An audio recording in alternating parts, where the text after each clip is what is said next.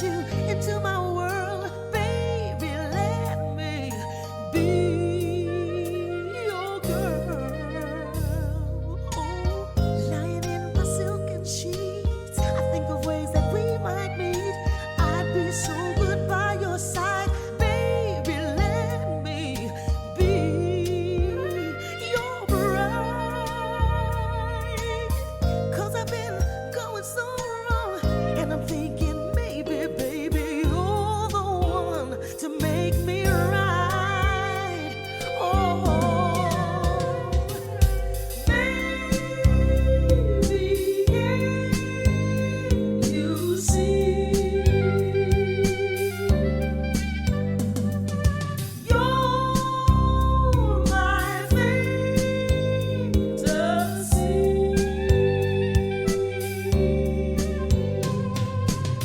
Joey was a traveling man, long and lean with a face like a baby, and she worked the night shift in the bright lights down on Washington. As she filled the ketchup jars, she looked to him like the rising sun, shining down on his dark star, shining for the lucky one. 'Cause he's been going so wrong, and he's thinking maybe, baby, you're the one to make me right. Yeah, yeah. Baby, can't you see? You're my fantasy.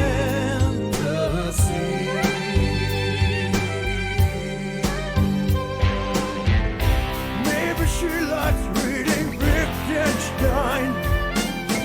Fancy dinners, drinking good red wine. Simple living in our own heartbeat. Could it be that you're exactly like me? Oh, yeah.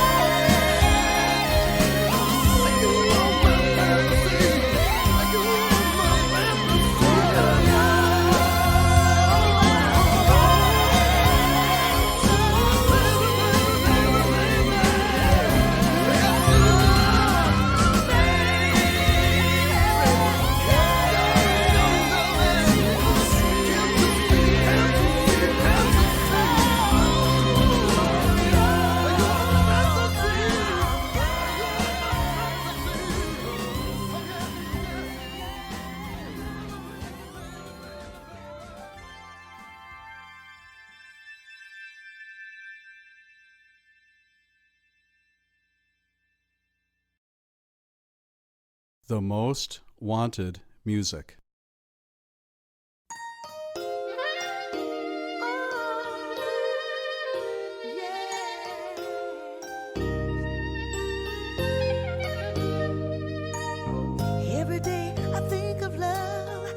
like the angels up above. They sent you into my world, baby. Let me be your girl. Oh, lying in my silken sheets, I think of ways that we might meet. I'd be so good by your side, baby. Let me be your bride. 'Cause I've been going so wrong, and I'm thinking maybe, baby, you're the one to make me right. Oh, baby, can't you see? You're my fantasy.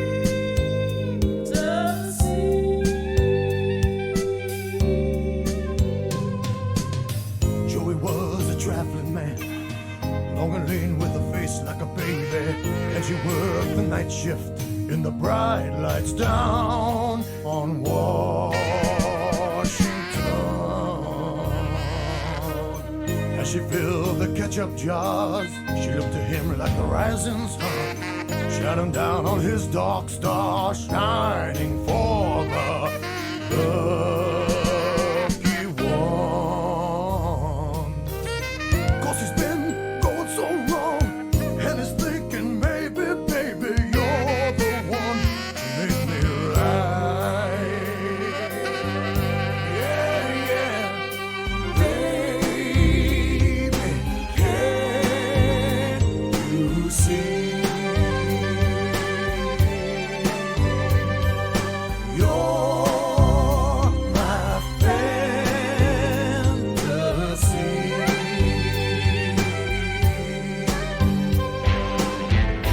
Maybe she likes reading Wittgenstein. Fancy dinners, drinking good red wine. Simple living in our own heartbeat.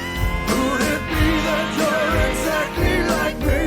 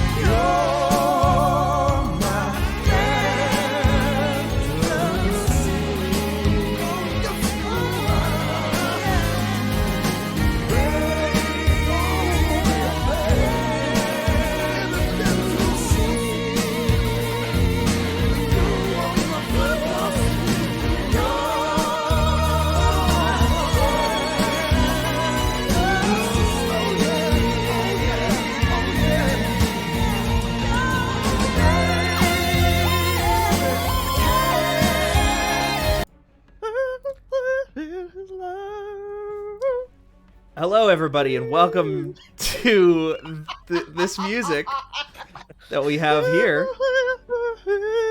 Mm-hmm. Yeah? Apology. Everybody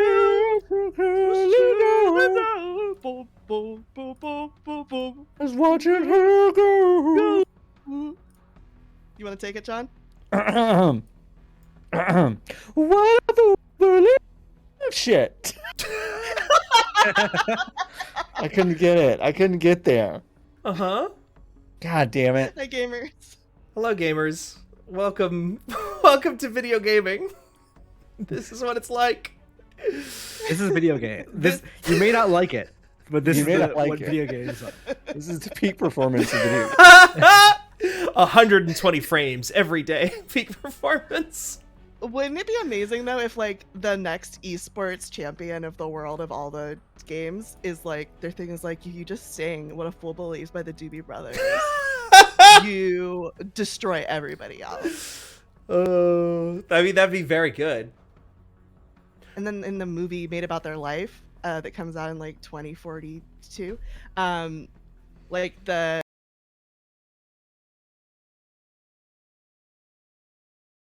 version of What a Fool Believes that plays like as you see them training and getting ready. I think it'd be really good.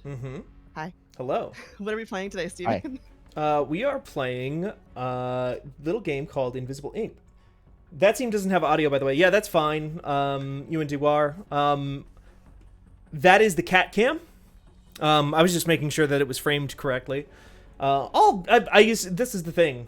I'm streaming today because I'm going to mess around and just make sure that, like, I set up a bunch of equipment over the weekend. I set up a big light, which I need to turn on, actually. I set up Stream Deck. I set up a whole bunch of stuff. A second camera for the cat specifically. New scenes. So these are the kinds of quirks and kinks that I need to work out today while I play Invisible Ink with my good friends, Elby, Hi. John, Hello. and Imran. Hello. Welcome to Invisible Ink. Welcome to Jurassic Park. Welcome to just Mr. DNA. What have you got for us today? Ba, ba, ba, ba. Do you think LB or not LB? Do you think Natalie is meeting Mr. DNA in London I think right LB now? is. LB. To be clear. Okay. Yeah. I am. He came to North Hollywood just to see me. What did he have to say? It sucks here. Do you want to go to Little Tony's? Little Tony's rules. I'm gonna set up some stuff so that we can have everybody's names up on screen. These are the How things. was everyone's holiday time? Did you get any presents? I got presents, yeah. Nice. I got a present from you.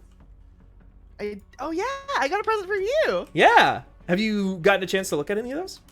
No, I haven't. I'm saving it for my boys trip. Right, yeah. Your freaks only trip. My freaks only boys trip. Because you said Golden Kamuy would be a good like freaks only boys trip read. Absolutely, it will be, yeah. That's like that's what it is, right? That's what the whole manga is. It's a freaks only boys trip. I mean, yeah, mostly. It mostly is. There's some other stuff in there too. Imran, did you get anything fun?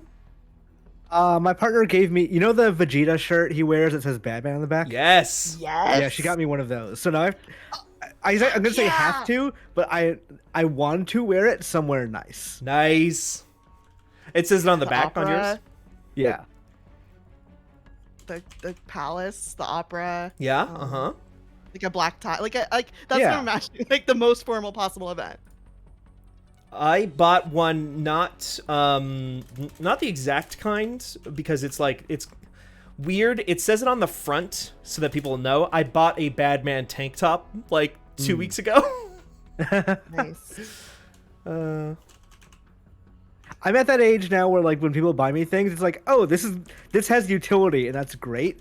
So like my Yeah. partner also got me it's kind of like a poncho that you like put suction cups onto the mirror for, and it just when I shave my beard, when I trim my beard, it just catches all that stuff. Oh, Because I am so tired of trying to actually like clean my sink after trimming my beard. Yeah, It is the That's worst thing in the world. amazing. they look really stupid. Did you say you put it on your mirror, right? Yes. Yeah, Yeah. it looks really stupid, but like I'm thinking about getting one because it is a nightmare to It is to terrible. clean every single time you do that. Yeah. They Can have ones for like the whole room for when I cut my own hair. Like a Almost Dexter forgot. scenario, like Yeah. can you make a kill room? Yeah. Can I make a kill room for my haircuts? I love the so in my head you say suction cup sticking to a mirror, and the first thing I thought of was the suction cup Garfields that people would stick in their windows of their cars. And I picture this having just a huge Garfield face looking up at you the whole time. did you see that fucked up Garfield on Twitter? Which one? The one that was Oh! in the vacuum sealed bag. Yes, the vacuum sealed Oh one. yeah, it's so good. I hope they never opened it. I hope they kept it in the bag. It'd be very sad, you know, like that. Like they need to like put that in Ah! amber. What? What's up? I didn't see it before. I Oh. see it now. Sorry, I'm setting everybody's names and pronouns up on the screen while I'm doing this. I also just got a text notification from the beanbag company where I ordered a big beanbag from. Congratulations kind of on your beanbag? beanbag. It's a big mold, like theoretically, we'll see how well it actually works in practice, but it is a big beanbag that you can mold into different shapes, and it'll stay like those shapes while you use them. So in the pictures, they show people like molding it into this shape of like a makeshift sofa or a makeshift chair or a makeshift bed and all these different things on the ground. And we'll see how well it works, I guess. I'm gonna hit start game. I'm sorry if this game is loud. I've got it turned down literally as low as it'll Collect go. the data and get out. And it doesn't seem to affect cutscenes. Proceeding to target.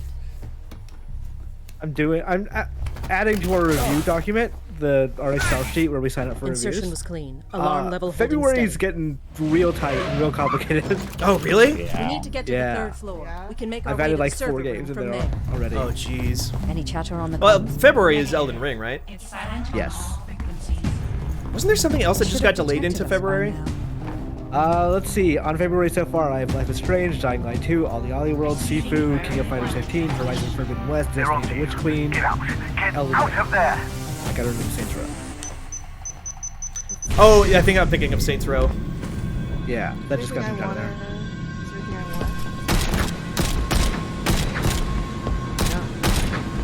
There's apparently another Evil Dead game coming out that month. Right. For some reason. It's an Evil Dead Dead by Daylight, like, spin-off, rip-off thing.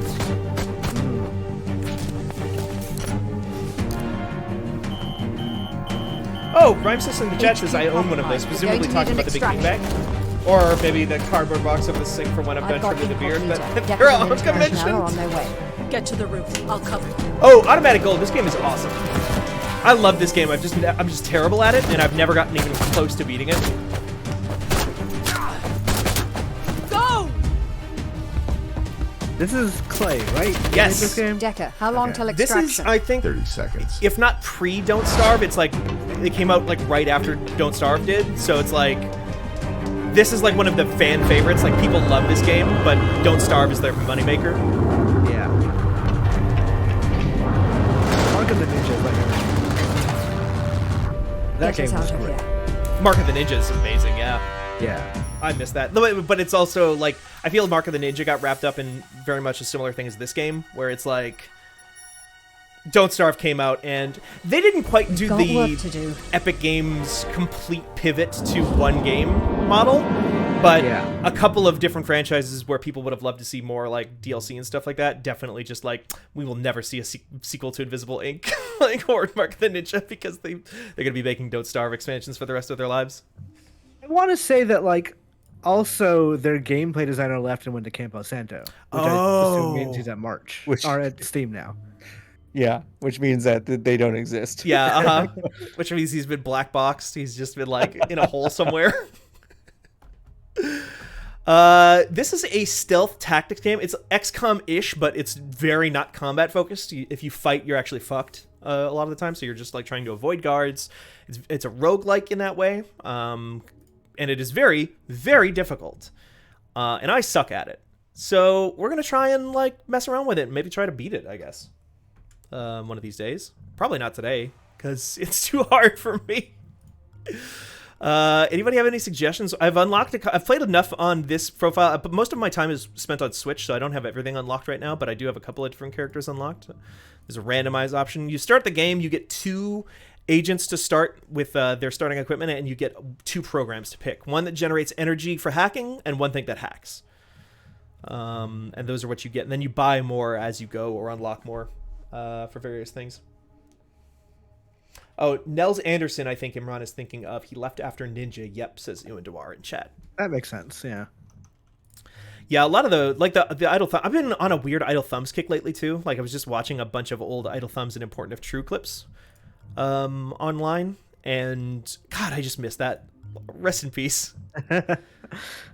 I still get the video games jingle stuck in my head sometimes. Video games. games. Like years after I've listened to any episode of that show. Oh, it's good. A full run takes a minute. It's not the fastest roguelikes. This Path Bar Anka. Gotcha. Good to know. These are the usual 2 starting characters over here. We got International and Decker. He can turn invisible and allows agent to uncover demons in adjacent objects. Okay, interesting. I didn't know he had that. She can hack through walls is one of her big things. I just unlocked these 2 characters, Nika and Dr. Zoo last night. Decker's fought Dracula, so Decker's pretty powerful. Decker That's fought true, Dracula. yeah. Okay. But no, but that's, I mean, if you accept that as canon, which not everyone does. Why wouldn't I? Well, because I mean it's very complicated. It's complicated. I of course think it's canon. I love Decker versus Dracula. Mm-hmm. But like I'm a Greg head, Like I'm open and honest about that.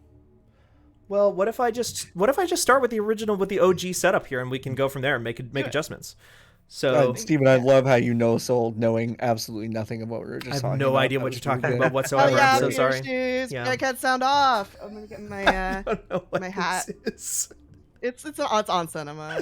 Okay, I don't know what that is either. I've heard the phrase, but I don't really know what it is. It's a Tim Heidecker thing. Okay.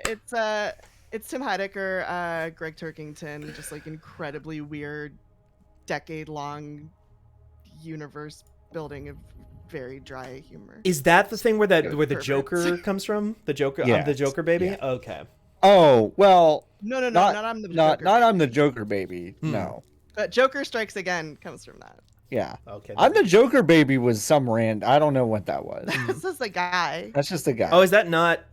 I thought Tim Heidecker has the thing where he like auditions to be the Joker, right? no, No. I don't think so. Well, I'm ready. Day 1. Let's go, Invisible Ink. It's a great game. It's very cool. Corporations rule the world. Mhm. Well, I've gotta never played a stop game that. like this before. Yeah. It's like the setup for this is basically that like corporations rule the world, but this lady like fought against the corporations like 20 years ago and they lost. There was a resistance movement against them, and the corporations all teamed up like 20 years ago and took over the world, and they got their asses kicked. But they went underground as Invisible Inc. As Invisible Incorporated, but also like Invisible Inc. Because like the pun, Invisible Ink. I got it. I forget who it was. Recently I heard somebody just got that joke like for the first time after like 7 years. I mean, what's the joke? Is there a joke there? Oh, it's Or it's just- Wow. a pun. Wordplay. It's wordplay. It's just wordplay, but like, what are they writing stuff? I mean, but it's espionage. They're spies, right? And Sure, spies use sure. Invisible Ink. Fine, okay, sure. And in the world of this, so like they went underground, but then all the corporations teamed up again. They've been infighting for like 20 years, but they all teamed up again to take down your organization. So you're on the run now. I'm That's gonna make me this- all the time. I'm gonna make a sequel to this that's called Invisible LLC. I mean, they could do that. That could be the sequel. Invisible LLC, Invisible, no, just Meta Inc. now. Invisible S Corp. So this is like the basic gist of it. It's you move around XCOM like. You move these characters. This guy every so often can turn invisible. That's for one turn. That's one of his starting powers. Oh, Invisible Ink. Invisible Ink. See, Yeah. that's why it's called Invisible Ink, because that guy can turn invisible. And she can see objects through walls, which allows me to hack them without having to peek through walls. Because that's a whole big thing in this game is like I can move a character here, and if I turn on her peek action, she'll look through that door. It's like basically she's like opening the door a crack and looking at the guys through it so that they can't see her, but she can see them. But that costs an action point every time you do it. So you have to play this game like super, super, super meticulously. And you can spend power to hack objects like that. by hacking that, I've revealed all the objects throughout the map. And I can now come, since that camera is turned off, I can close this door and come get this guy. That's basically the gist of the game. You move through these levels while trying to avoid being detected. But you're on kind of a soft time limit because the longer you take, the higher security gets and the more fucked up things they start throwing at you. Interesting. Enemies will start to have armor. They'll start to just spawn enemies on top of you, basically. Programs will start getting more, like, defended by more firewalls that you need to hack through. And power to hack through things is limited. Is one of the big things. So that's my power up in the top left there. I also have credits that I can use to buy stuff. Yeah. And she, because she can see through walls and stuff, she can actually steal energy from the corporation through walls too. I forget, does he have 2 anarchy? No. You Endure says this for me is maybe the most stressful tactics game I've played. Yep. That's about right.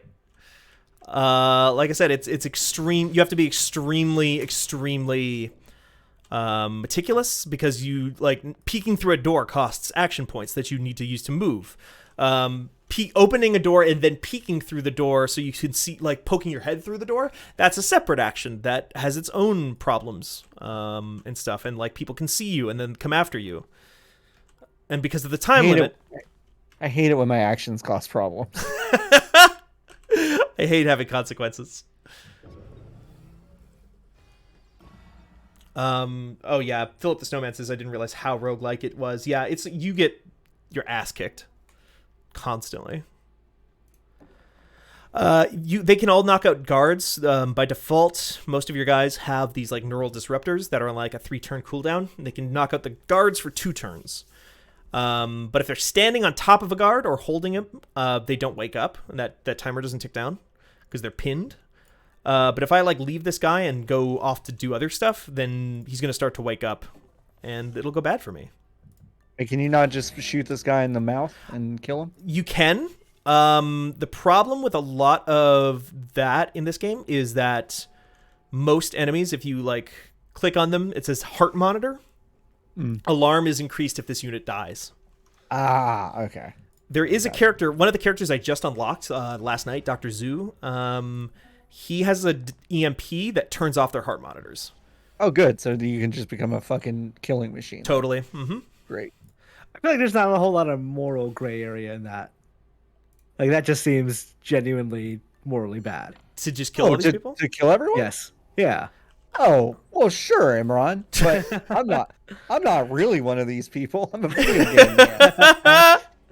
I tend to go through stealth games without killing anybody because just I do too. That's why when I found out that Dishonored had like a really bad ending, I was like, oh, word? I had no idea because I just went through not killing anybody. And although that game interprets death and consequences in a very interesting way because it's like, oh, I'm gonna kill this guy, and I'm like, no, I don't want to kill him. What's the alternative? The alternative is to send him away to a mine in a different country, and he's got to just work as a slave in a mine for the rest of his life. And I'm like, send wait, a what? woman to live with her stalker. Yeah. To live with her stalker. Yeah, like the consequences of not killing them seem very, very, very bad. Totally. Like, Often worse. yeah, I would say worse in most situations. So that was kind of a Dishonored? Yeah. What the fuck?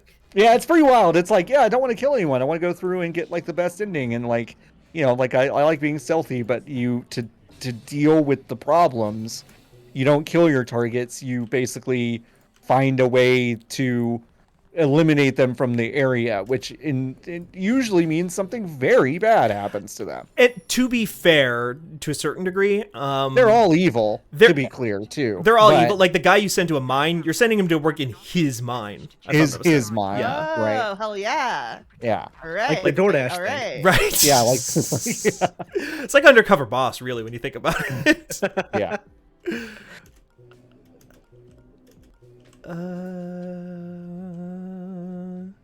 So there's every level has like an escape area that you have to like. It's not enough to just complete the objective. You also have to like reach the escape point, and you don't know where those are ever. You have to like find them. You have to scout out for them. And currently, I found the objective, but I don't know where to evac from right now. So I'm gonna go. I assume since this is the only area where I haven't, unless it could theoretically be over there. I don't think so, but I think it's going to be behind this door, and I'll probably loop back around over here. So I just got to get over there quickly before the security level gets too high. This guy is suspicious because somebody came up behind him and tasered him. And woke him I'd up. be suspicious too. That would make me very suspicious if that happened to me, to be fair. Like, Totally. I didn't taser myself this time, I don't think. Not this time. Not this time. Sometimes I do that. I did do that one time. You taser yourself one time, and it's all anybody thinks about. You can also spend an action point to see where they're going to go on their next turn. So I spent an action point with International, so I see his patrol pattern. So I know because he's going through this door, she's safe, but to stand behind this door. I took the right thing, right? That's the site list? Okay. So this mission is about stealing a list of future missions. Basically, because we've been forced underground, my team is like, we got to find new assets and stuff. So let's steal a list of corporate areas to go heist from. And so the rest of the game is going to be doing a lot of heists while we try to figure out what to do next. Oh, god damn it. I love heists. This is Soul's game. It's a tactics heist game. Cyberpunk. Yeah, but it sounds really hard. It's really So I'm hard. just gonna watch you play it, and I'll never play it. That's my plan. That's fine too. That's the beauty of streaming. That's why I do it. To bring experiences to other people. Yeah. It's the best. Yeah. Sorry. Oh no, go ahead. No, I'm just saying, like, I love watching you all play games I could never play. It's the best. I love doing that too. I love also re-experiencing old games that I love, like through Merit and stuff. It's really fun for me. Top left center says Dishonored doesn't do a very good job of telling you where the line is for low versus high chaos stuff. You can get pretty wild and still get the good ending. That's also true. Yeah, you don't have to be perfect. Like not anywhere close, but they're not very clear about that until it's too late, kind of. It's also like weird, like where they draw the line on certain stuff where it's like, I knocked this guy out. I didn't kill him, but some rats found him. Some rats found him, or someone ran into him and he fell into a river. Mm-hmm. I lost the no death achievement because somebody slid off a roof and left him on. Mm-hmm. That's not your fault. That's not morality. That's an accident. No, that's a bad shingle on a roof. Right. That's what people mean when they say you've got shingles. Yes. Stupid. What? What's the problem?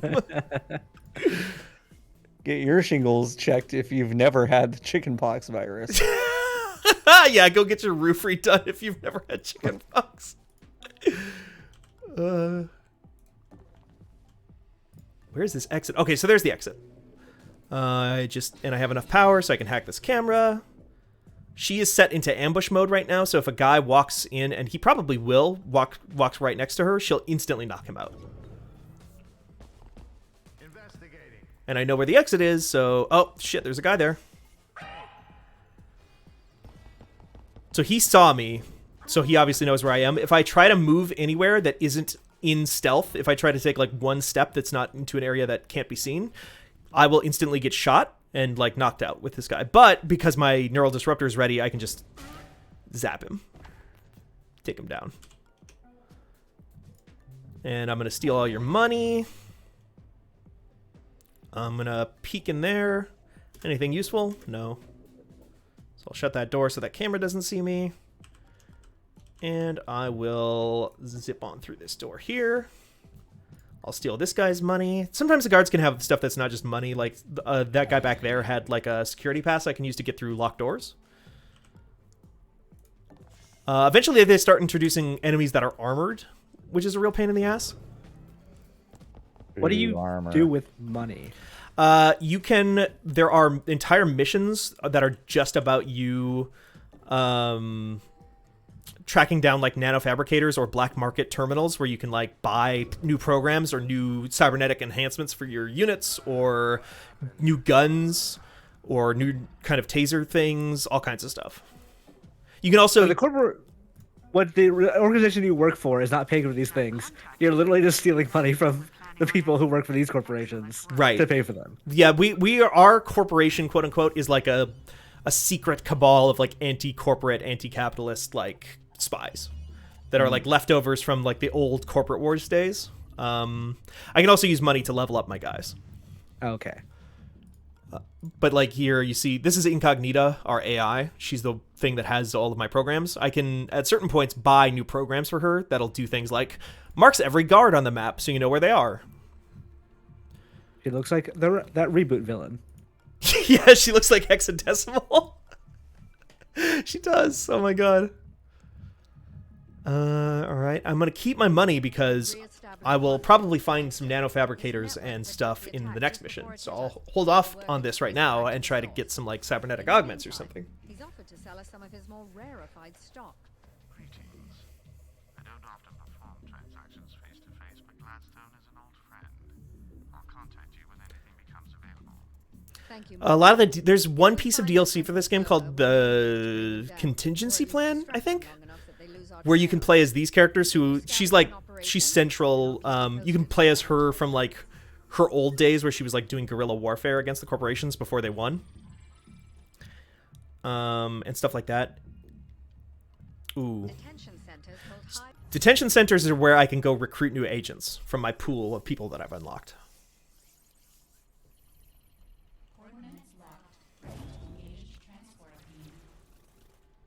And this is only a level 1 security area too, so this is not necessarily easy, but not as hard as it could be.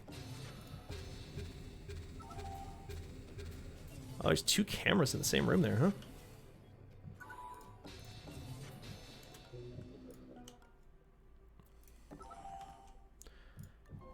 You guys got anything planned for New Year's coming up here? The plan originally was to like have some people over and like celebrate New Year's with like a small gathering, which has that plan has been scuttled. Uh-huh. So now it's just like we're gonna stay home and we're gonna, you know, drink some champagne or something. That's probably safest. Yeah. I think that's probably about what we'll do as well. Yeah, I'm gonna take a COVID test and maybe do an outdoor brunch with my parents on the 1st, but yeah, it would have to be a real outdoor. Right. I mean, that's what I did. We had plans to see each other on Christmas and it rained, and I was like, "I'll see you the 26th. It's gonna be clear." Oh, that sucks. It's fine. I mean, I don't. There's the 25th, and there's no difference to me between the 25th and the 26th. Oh, I suppose, yeah. And the 26th is Boxing Day, which my mom loves. Oh. Boxing Day. She loves to say Boxing Day, and then she'll always go, when I was a kid, I thought Boxing Day was about boxing. The sport. Whoa! The combat sport. That's so funny. No, that's so cute of you, Mom. You've never said this to me before. They're so funny. They're like, yeah, we think there's gonna be another surge in December, so we're gonna come down to LA. And I was like, okay. I mean, I guess it's better than being like stranded in the woods. Yeah. Where they normally live. Okay. That does make Cold, some sense. So, yeah. But still, it's like, all right. Yeah, I haven't taken it. I haven't tested in a little bit. Well, I'm a Little worried. I don't know. I just stay home. Yeah. I don't go anywhere. Yeah. That's fine too. But yeah, the Christmas Eve, I may get like a, I don't know. I'm at the old point where I can't drink champagne anymore because of the sugar amount. Oh, because of sugar. Because it I get a hangover as I'm drinking it. Yeah. Because the Yes. sugar. Oh. Yeah, it's so high in sugar. That's why it's so nice and like why the bubbles are so cute. Mm-hmm. Is just because it has like, I don't know, scientific properties I don't understand because I don't know chemistry. But yeah, it makes me a headache, make me feel bad. So I may get like a nice beer. Yeah. How's that? Yeah. New Year beer. New Year beer. New Year's Eve. New New Year's. Year's Ooh, Eve. that's Oh my good. god! All the like craft brewery people in the chat are freaking out. They're like, "How do we ever think of New Year's Eve? New Year's You know what's Eve?" fucking nuts is that I've never seen New Beer's Eve used in advertising. Same. That's They're all wild to me. in their minds like, oh, how did we not think of this? God. You could like Imran. Have you considered going to Madison Avenue and becoming a madman? I've considered it, but I don't feel like I'm not tall enough to become a madman. That's a really good point. Yeah, that's pretty much what I thought the entire time I was watching Mad Men. It's like I'm not tall enough for this profession. Are they very tall? They're all just very like tall, good-looking people for the except for Pete. Pete's short and ugly. None of us are short and ugly. We're just short and great looking. Right. You know, Yeah. my Short grandpa worked kings. on Madison Avenue. Yeah. He was really tall and he got fired. What? Oh, For being damn. too And tall? lost his job. No, for being bad at job. Oh, okay. Yeah. You're like, oh no, he earned it. Yeah, he was just tall and handsome. I don't think he was pretty dumb. But yeah, so I mean, like being tall isn't everything, is all I'm saying. Yeah. On Madison Avenue. I think being tall is pretty important personally. I think it's like really useful and good. And tall people are, kind of deserve everything good in the world that they get. Damn. That's just my fair, personal thing. To be fair, Steven, you're right, but also I can get on any plane and be comfortable. That's not true of you. That's true. Deeply untrue of me. That's so unfair. I've never been comfortable on a plane. Or never been I would- comfortable You just never been comfortable on a plane. in your life? Oh, okay. Also in my life, but In general. yeah, it's just more generally. I might regret this whole thing. I probably overextended myself a little bit here. No, okay, we're fine. I probably didn't even need to ambush him. I'm probably actually making life harder.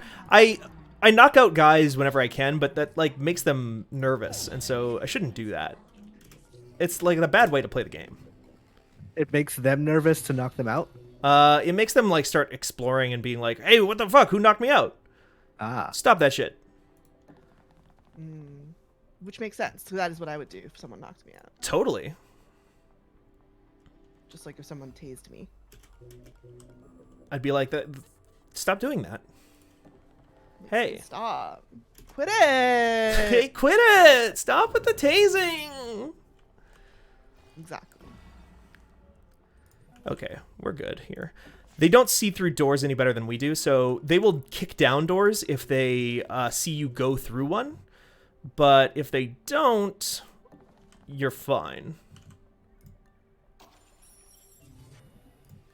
Okay, there's the exit. That's good. There's the camera for the exit, so I can keep an eye on the exit. I'm guessing then that the... Oh, God, where... Oh, there's doors all over there! Oh, my God. Okay, this sucks. They're probably... The person I'm probably trying to rescue is over there, I bet. I can hack this door just so I have more room to move around. That'll be nice.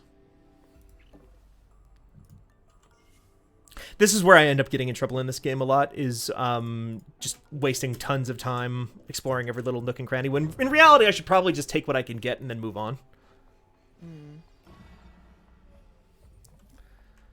But that's fun to explore nooks and crannies. That's very true.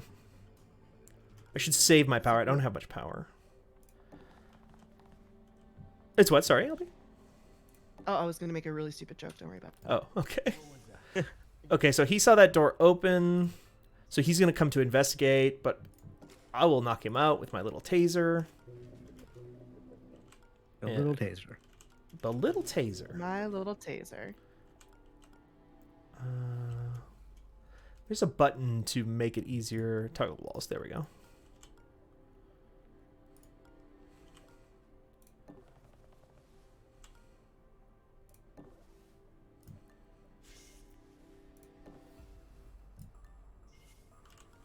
Okay. There's a cover system too, so if you're like standing behind cover, people won't see you because you'll be crouched behind an office chair or whatever. Investigating area. What happened? Gunchorn says, wasn't knocking each other out for fun a CIA program from the 60s? Is that true? I'd believe it. Seems like something that the CIA would do. They're like, this is a great idea. It's probably going to be pretty fun of being like, what if we just did this thing that I'm curious about and call it a program? Right? Let's get some government funding.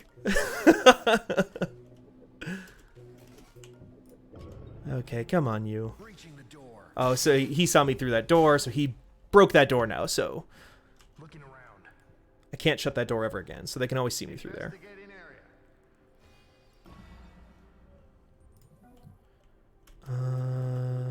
Okay. Oh, that door is shut. Let's go through here. Let's do that. Let's do this. The thing about shutting doors, if they don't see you shut them, is they will usually stop and start to investigate whatever was behind those doors, one room at a time, instead of trying to... let's do this. Let's drag him back here so there's a less chance of him being spotted, I think. This might go horribly. I believe in you. Thank you, LB. I appreciate that. So that sucks because alarm level 2 is always... I'm sure there's special restrictions where it's not this, but alarm level 2 will usually make it so that all firewalls get an extra level on them, which is bad because I haven't found the guy I'm trying to rescue yet, and he's going to be behind a firewall.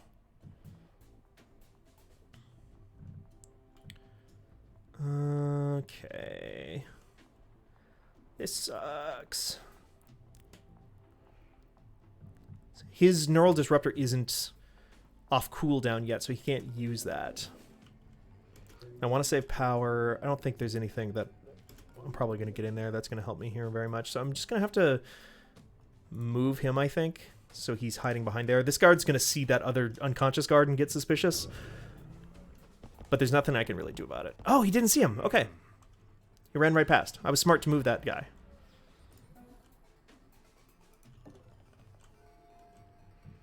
Incognita There we go. detected an agent currently logged as MIA. They would be an incredible asset if you can get them back on the team. So there's that guard in there. He's not moving at all, so I need to find a way to get him to... I guess I could get him to come to me and then knock him out. That's a situation where that's actually probably going to help me a lot.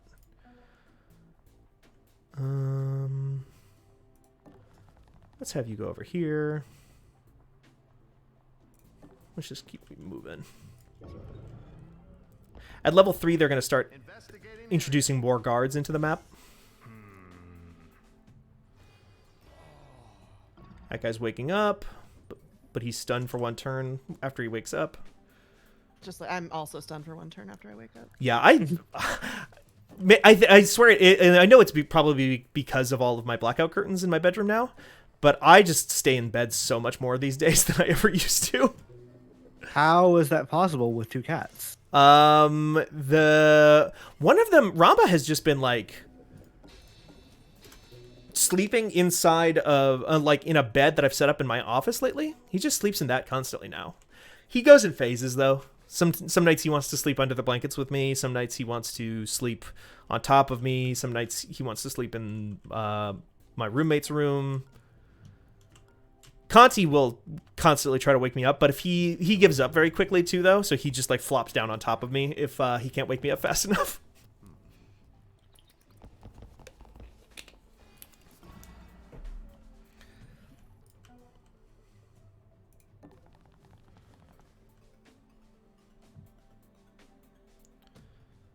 Alrighty.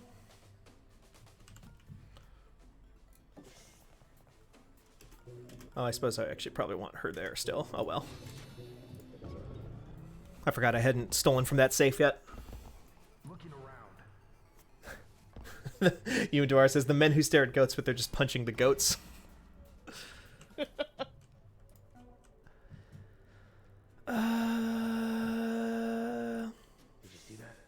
Okay, so he sees something weird there, but he's not necessarily going to know what the weird stuff is at first. So I can move Decker back here. Oh, actually, you know what I can do with Decker?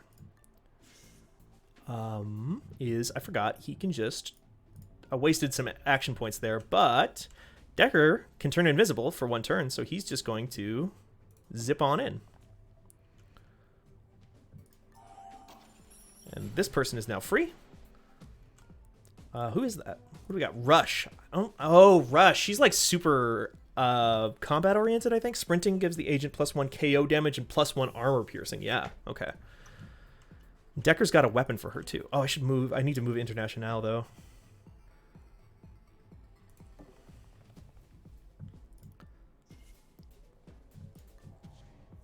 Get her into that safe. Oh, Paralyzer. Nice. Okay. That will stun enemies for way longer than normal. It like keeps them unconscious for like 5 turns instead of 3 turns or 2 turns. Oh. Well, that's bad. I should have spent an action point on checking that guard's pattern because he is right in front of Decker now. Oh well. Decker, it's fine. Just knock him out.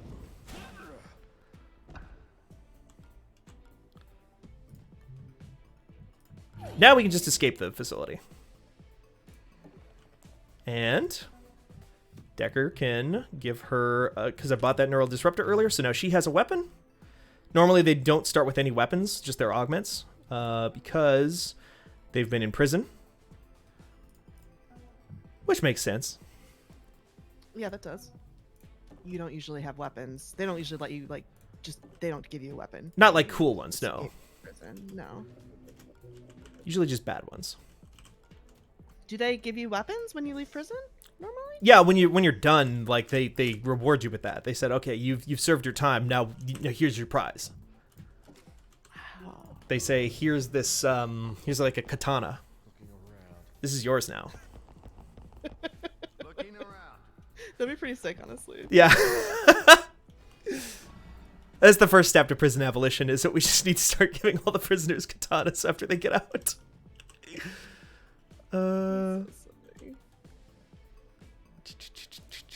Let's go through here, then through here. Since these are all yellow. Okay, and this guy's not going to see me at all. He's going to go over there. I'm not going to... I'm going to drag him so she can get forward a little bit, but also like closer to the door, but also continue to pin that guy. You can peek through here real quick. No, does that not let you do that? Okay. Oh, she still has 1 AP, so we can see where this guy's going. Okay, he's gonna go around, so we're good. I think we're good. I don't want to open the door because then they'll see that I'm over there. Instead, I should wait for him. Yeah, just keep on keeping on, little guy. Just keep walking. Oh, there's another guard back there, though. That's right. Okay.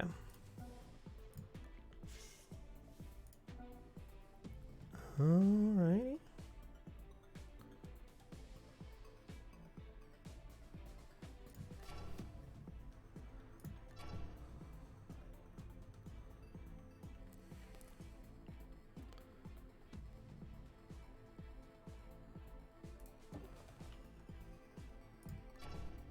Okay. Think we'll be okay still.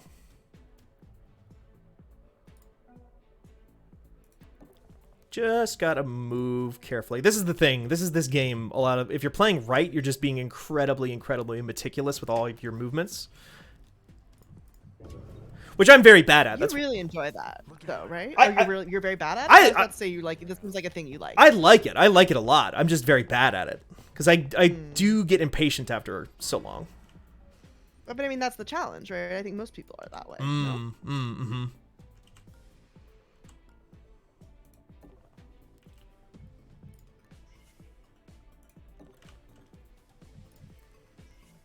So these guys are all. I'm definitely that way. You're bad at that? Definitely. I mean, I enjoy it, but I get it. I definitely get impatient, like you were saying.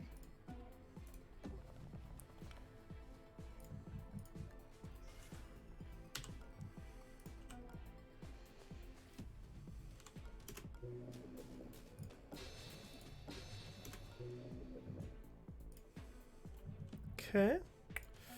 Actually can move her there. There's no reason not to. I can move him up closer too. Since I hacked that door earlier, I can actually come up behind these guys even better. Okay, they're going to spawn a guard right where I'm trying to exit, but it should be fine.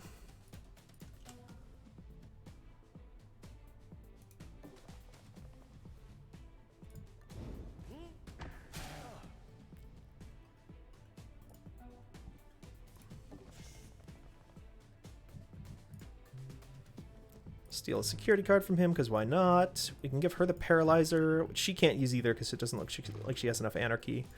That's fine. What a great stat Anarchy? to have. Yeah. It's very good. Anarchy stat in this game lets you steal more from the corporations and like pickpocket them.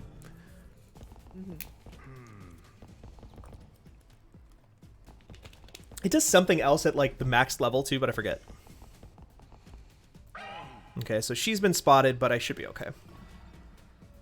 The only annoying thing there is that every time they spot you, the security level goes up 1 tick.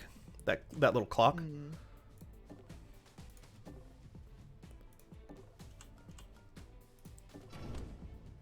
Oh shit, okay.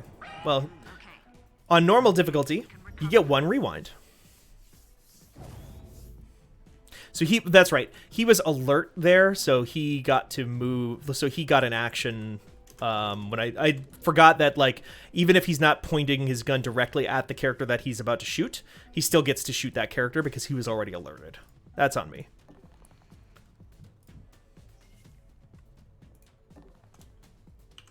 I'm consistently very impressed by your ability to, like, remember these systems. I guess you were playing this last night, but Yeah. That's a big part of it.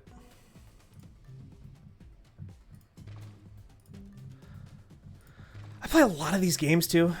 Like some of the skills kind of translate. yeah. Yeah. Yeah. See? Yeah. See. Yeah. Get my anarchy stat up. See? Famous anarchist Al Capone. Yeah.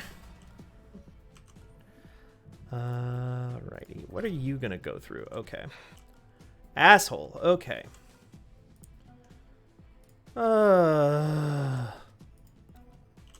What an asshole.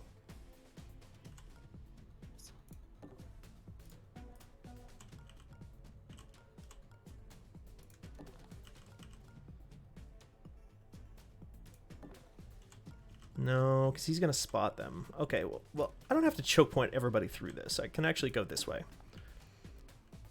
And then do this. Then ambush.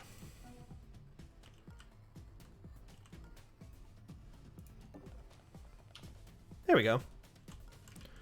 So we'll split up the team a little bit, which is fine.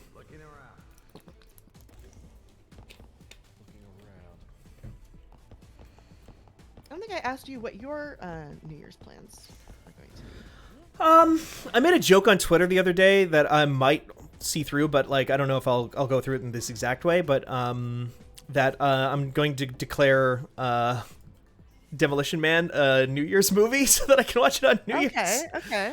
That's fun. I think I will watch a movie though. Cool.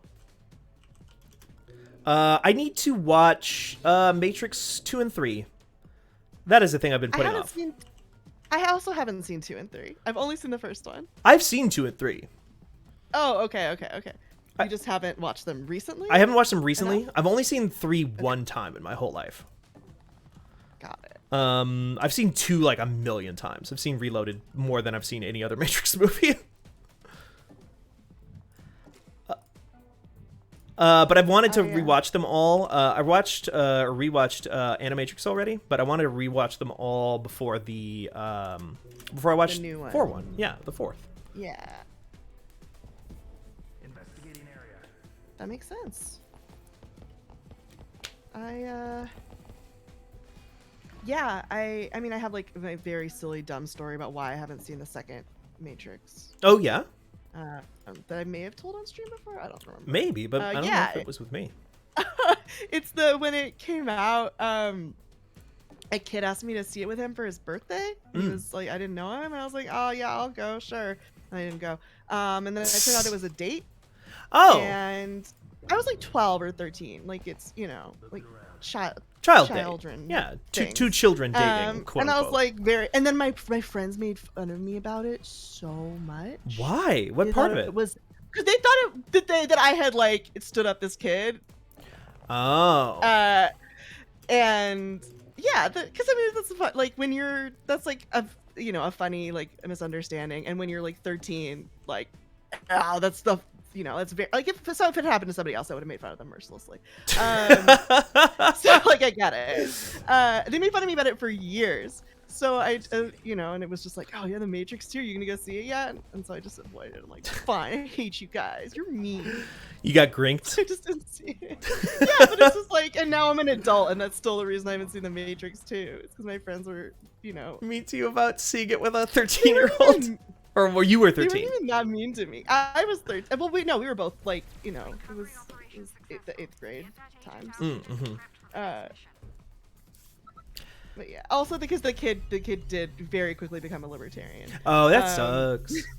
It's fine. It was just funny at the, like, again, when you're like 14, 15, like, hey, remember in middle school when that libertarian tried to get you to go see Matrix with him? I do remember that now. I'm never gonna forget that now. But yeah, I think it's time. I think I've, I think they've all forgotten except me. Oh, okay. Well, that's good. And also, who cares? Like, I honestly, the real thing is I didn't really like The Matrix that much. Oh, okay. Yeah, it's I fair was too. not that into it. I liked the Animatrix a lot. Yeah, the Animatrix is good. It's very good. But yeah, and the other ones I was like the regular Matrix. My mom was obsessed with it, and she bought it on VHS and watched it all the time at home, and I was just like not that into it. I didn't think it was that interesting. I really like The Matrix. I know Merritt also really doesn't want to see that new movie. Merritt just doesn't like those movies at all, I guess. Yeah. I really like those movies. I watched them Honestly, so much. Yeah, I probably would have if it wasn't like, when like one of your parents like something cool, and you're like, okay, well, that's not that cool if you like it. Oh, sure. Like, oh, this is a thing for moms. I get that. I'm gonna be my own person. My parents were absolutely not into that stuff. Like, my parents just don't care about like genre fiction at all, really. That's not true. They don't care about it in like, they don't care about sci-fi stuff more generally. I don't know. My dad likes westerns. I guess that kind of counts. Yeah, that counts. Get some power. But yeah, it's like my reasons for not having seen the Matrix movies are very silly. It's funny. acknowledge that. I like it. My mom was like very into cyberpunk. I think she was writing a cyberpunk novel at the time. So Ooh. Is Matrix cyberpunk? Kinda, yeah. I guess so. It is, right? Yeah. It's cyberpunk, Sure. isn't it? Is it not? I don't know. I guess in that case, the organization that they're fighting is the machines. Cyberpunk, I always think of like more like this, where it's like, you versus machines, like you, or not machines, you versus corporations and stuff like that. Like there's a element of class to it. Well, I mean, the machine, the machines do run the whole world. Yeah, totally. Which is a kind of class, but yeah, it's not. I don't think the Matrix is like a very, in terms of like, if you're looking at cyberpunk things that do interesting commentary, I don't think the Matrix is very interesting commentary. I don't think the social commentary of the Matrix is compelling in like any way, but it's cool. Everyone's sexy, so. And that's like the point, right? I guess so. Yeah. But again, like I know people I really trust and care about, like the Matrix means a lot to them. So I'm always curious about why that is. It was a time and place thing, I guess, for like a large part of it, right? Like that's a big thing of it, is like it was doing some shit that like people had not seen. I mean, it was like one of the first movies to ever be like marketed on the internet. Like the internet, what the fuck is that? For like a lot of that time. That makes sense. It was early ARGs. People hadn't really ever done stuff like that before. Like, what is the Matrix? Was like when that movie came out, like that was how they were like advertising it. Was very much like, what the fuck even is this movie? We don't even know. We're not going to tell you. We refuse. The server terminal is in that room. Would be a shame to leave it. So that's cool. I don't remember that at all. Oh, but sure. I believe you. That happened. Play with her food before she eats it.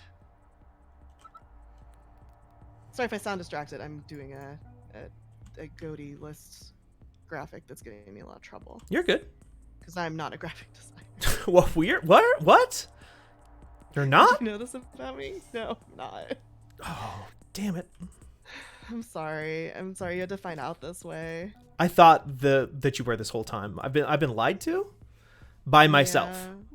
Yeah. It was me lying to myself because I told myself that you were a graphic designer. Wow. Did you do anything fun on your days off? I just mostly played a bunch of video games. Oh my god. What the fuck? Why did he see me through the fucking door? What is going on here? This is a thing that I run into with this game every once in a while, is like sometimes shit happens and I have no fucking idea why. The server terminal is in that room. It would be a shame to leave it undisturbed. What did I do? I played a lot of video games. I played, Likes to play with her food before she eats. I played through all of Ruined King. I did watch Muppets Christmas Carol. That was the thing, is like that's part of why I want to watch movies on New Year's Eve, is I want to like have fun. Just I like there's something about the idea of just like watching movies as a holiday thing that I've just never really done that with. I've never really celebrate holidays, period. Okay. And that kind of like appeals to me. Or like trying it out. I'm trying it on for size. I'm trying to see if I'm somebody who celebrates a holiday. Yeah. Celebrating holidays alone is just such a weird thing to figure out. Mm-hmm. Ooh, The Apartment on New Year's Eve and Philadelphia Story on New Year's Day. Those are good ones. Those are good calls. I watch a lot. I tend to watch like the TCM often plays like some of the Thin Man movies on New Year's, and I'll often watch one of those. What are the Thin Man one of the first movies? two. Oh, gosh, who wrote those books? Is it Dashiell Hammett? It's like 1930s detectives, but like That Thin Man. not noir. Like they're very drunk and rich and Yeah. fun. Totally. I know Dashiell Hammett. I have a huge book. I was just reading the Big Book of the Continental Op recently. Where, like every night I was reading a different Dashiell Hammett short story for like That's so fun. 2 months ago. That's really fun to do. It was fun. Yeah, I had a great time with it. Those are really, really fun stories. I'll often watch that, or just like whatever. I like around this time of year, like whatever, like catching an old movie on TV and not putting one on, like just seeing like catching something in the middle and just having it on while I do stuff is nice. Mm-hmm. But again, like I'm still figuring out the like what I'm doing alone or just me and my partner. Like we got Japanese takeout and we got like a lot. So on the 23rd, I guess, or the 24th. So on Christmas Day, I had like leftover chicken katsu curry, and I played Great Ace Attorney Chronicles, which felt very Christmassy because I got to England, and like the judge kind of looks like Santa, and also I cracked open like the fancy whiskey, so I had like my little whiskey tree, and I'm in there defending like that I'm really enjoying. Like not rushing through Great Ace Attorney Chronicles, actually, like taking my time, and just being like, I think it's time for a little for me to do this for just a little taste, a little several hours. LB can have a little bit of a Great Ace Attorney as a treat. It's nice that way because then and I like the chapters a lot because then it's like you're done. Yep. And you can take a break. Totally. And you can come back for the next one. I'm really, really, really liking it. I'm glad because that game is. That's on my game of the year list this year. Like it'll be up in a day or two, but it's so good. It was in my honorable mentions just because I didn't think I had played quite enough of it to merit putting it in the top spots. But oh my, that like when you first get to the UK, and it's like I love the way they like add the character animations and just these little things to keep it exciting and fun, because you're just really having conversations. Totally. the whole game. But like you're just you're talking. you're just talking, but then like people are like the music kicks in and it's like, oh my god, So can you well believe what he done. said? Oh, I mean, what's the fucking the prosecutor pouring his wine and throwing his leg on the table? I'm just like, this is the best. Like I love this. putting his I'm doing it on the camera right now, but like putting 2 fingers on the wine bottle and just like flipping it over his back into the crowd. And like always begging forgiveness, like, forgive me for spilling this cultured vintage. Like, I love him so much. I love that fucking guy. Yeah, it's just it's really fun, and like the puzzle, like the logic puzzles of the cases are getting more difficult and interesting. At least to me, they're more like that case was harder. It's not even like I can figure it out, but like figuring out the right spots, like where I'm supposed to like submit the evidence that I see it. I'm like, here's the issue, but I like finding my opening. That part I'm having a harder time with, and it's just really fun. And that's the Ace Attorney thing. Like that's always the thing of just like, no, I fucking see it. Like you're Leonardo DiCaprio pointing at the thing. It's like, I know what to say, but it's like it's never enough to just know what to say, because partially it's just the game design is that way, but also partially it's just like, well, yeah, it kind of makes sense to a certain degree that like they won't just like let you shout out, hey, I know this thing. No. There's like procedures and rules for this stuff, even if they're fucking insane. Really like they're terrible. They're completely insane. Oh god, and the jury I really liked. Oh yeah. Just the whole thing of them throwing the fire onto the scales of justice is so dramatic. They slam their fists down. It's great. Oh my gosh. Yeah, I'm really, really having fun with it. I like this a lot more than previous Ace Attorney games I've played. Good. And I really like Phoenix Wright. I like him and Miles, and like I've had the one they put on iOS a few years back. I played and I really enjoyed. But maybe it's just that like you shouldn't actually play that on your phone, and Ace Attorney is better to like sit down with a little drink on the holiday and just like have time for. Totally. But I'm really having fun. Enjoying myself a lot. I also just like I played the first few games like on my phone that way, and it was just because it was just like I didn't have a DS at the time. It was just how I played those games. Yeah. But like, and it was fine. But yeah, like sitting down in front of a TV, like, and especially in part 2 of Great Ace Attorney Chronicles, where it gets a lot more like it starts to tie a lot of the threads together and gets really soap opera-y and dramatic. And I'm just like, yeah, like. Oh my god! I can't imagine playing that in my hands. I mean, I had a DS, I think, and then I don't know what happened to it. Oh, it got stolen. And my DS got stolen. Oh, so no. I did have Ace Attorney, and I was planning, but like I can't imagine playing this Great Ace Attorney Chronicles on something like small in my hands. Like it's so nice to like dock my Switch and play. Like have my little treat moment. And especially like I gotta say, like if you're a person who drinks, like having like a nice little like sipping a nice whiskey and playing Great Ace Attorney Chronicles is a really good combination. It's a very nice treat. Oh, totally. Yeah. So I'm so happy for you, LB. I was like so worried that after the certain thing happens early in that, like in chapter 2 of the first game. No, it's sad, but like I can okay. go forward, because I was kind of messaging. A thing I like to do is I just bother Steven playing games that I know they like and I know they play, and yeah, like I'll ask for help sometimes, but sometimes I'll just like comment. Yeah, that's not bothering me. Yeah. I fucking love that. I'm so excited to see you happy with things that like I also enjoy. That's one of my favorite things in the world. Now that like I got you those books for I'm like, now the tables are finally the tables have turned. turned. Wait to hear what Steven has to say about this. So I get it. Oh, it's so good. Oh my god. So here's the thing with a game like this. A game like this being Invisible Ink.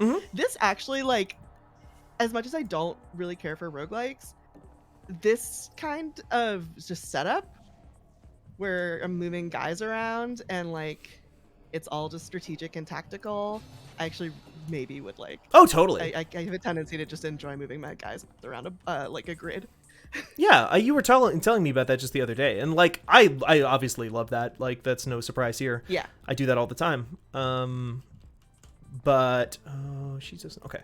Do you like tower defense stuff at all? I used to love tower defense. I used to play the shit out of tower defense games. It was like some of my earliest memories of like playing video games was playing like fan created levels, because like StarCraft had like level creators, like level editors, and the first tower defense I ever played was StarCraft 1 tower defense, a game that was just like made by fans, where you would just like put down turrets that would like block enemies and stuff like that. And I was like, this is the coolest thing I've ever seen. Like I loved that.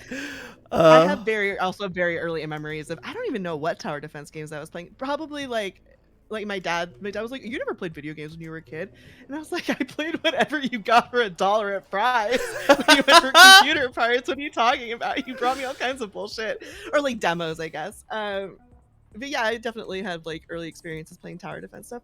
Honestly, like, have you checked out Arknights at all? I have not. No, is that a tower defense? It's tower, yeah, it's mobile tower defense. It's all these artists like OCs. So the character designs are actually like really cool. Oh.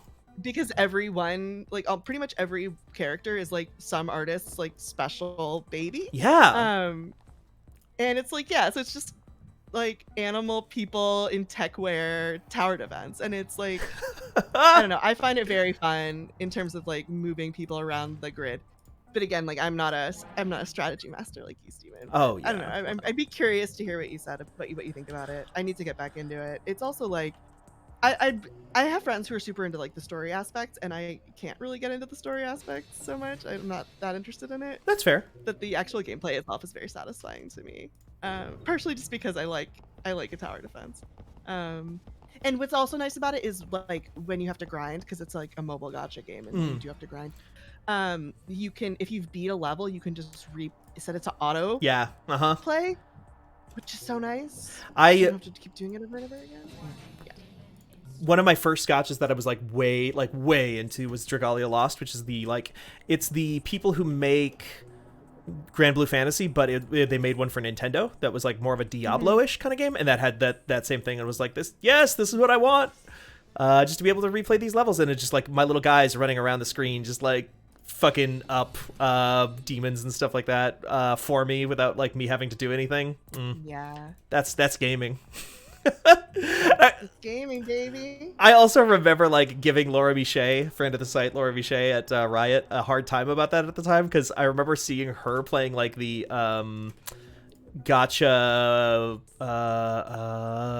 Star Wars game at the time, one of the Star Wars gotcha games, and seeing her like playing it on autoplay while we were like at lunch one day. I think this is like in the ZAM days.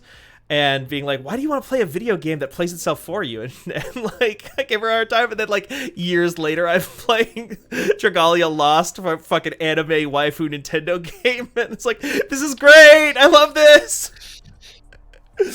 Oh, it was so dumb. Oh yeah, Jupiter Hell. I've been meaning to play that game too. You might like that game, LB. Yeah, I'll check it out. I've looked it up. It's it looks a little dark on the screen for me. I'm like 100 years old, I guess. I'll have to turn the brightness way up. Oh sure, yeah. To be able to see it. I have a very like grandma style of playing. It is Jupiter Hell is some guys, like some modders, made a mod for Doom. The original that Doom. Explains the cover of it gives me big I love the original Doom vibes. Totally, and that's what that game is like they made that mod for the original Doom called like Doom Roguelike, and then they were like, well, this mod is like really good, people really enjoy it, so we should just make a full project that's our own release. And they did, and they said, well, we can't call it Doom Roguelike though, so they just said instead of being on Mars, it's on Jupiter, but Hell is still here, so it's Jupiter Hell. Okay, I have a question about Doom. Did some version of Windows come with like a free demo of Doom, or did I just have a demo of Doom as like a child on my family computer. You might have just had the shareware version of Doom. That was a big thing during the 90s, was like versions of games that were free, and it was just like, this is a light version of this game, but like we just want people to play it, and so we're passing it around. So we'll make a free version of it that is like maybe doesn't have all the levels or something, but we will just do that. So like that was like a big thing back then for sure. Is I definitely remember like trying to play Doom as like a child. I mean, like, this is the scariest thing I've ever seen. There are monsters here. And I have a gun, and this is not appropriate for children. Oh my god, which yeah. I am. Because I was like, I don't know, when did Doom come out? 94 or something? Yeah. Yeah. Yeah, I was like 93? 5 or 6 then. I would have been 5, like, yeah. If I was using the I started using the family computer when I was like 5 or 6. Sure, I yeah. had Doom on it. Who put Doom on it?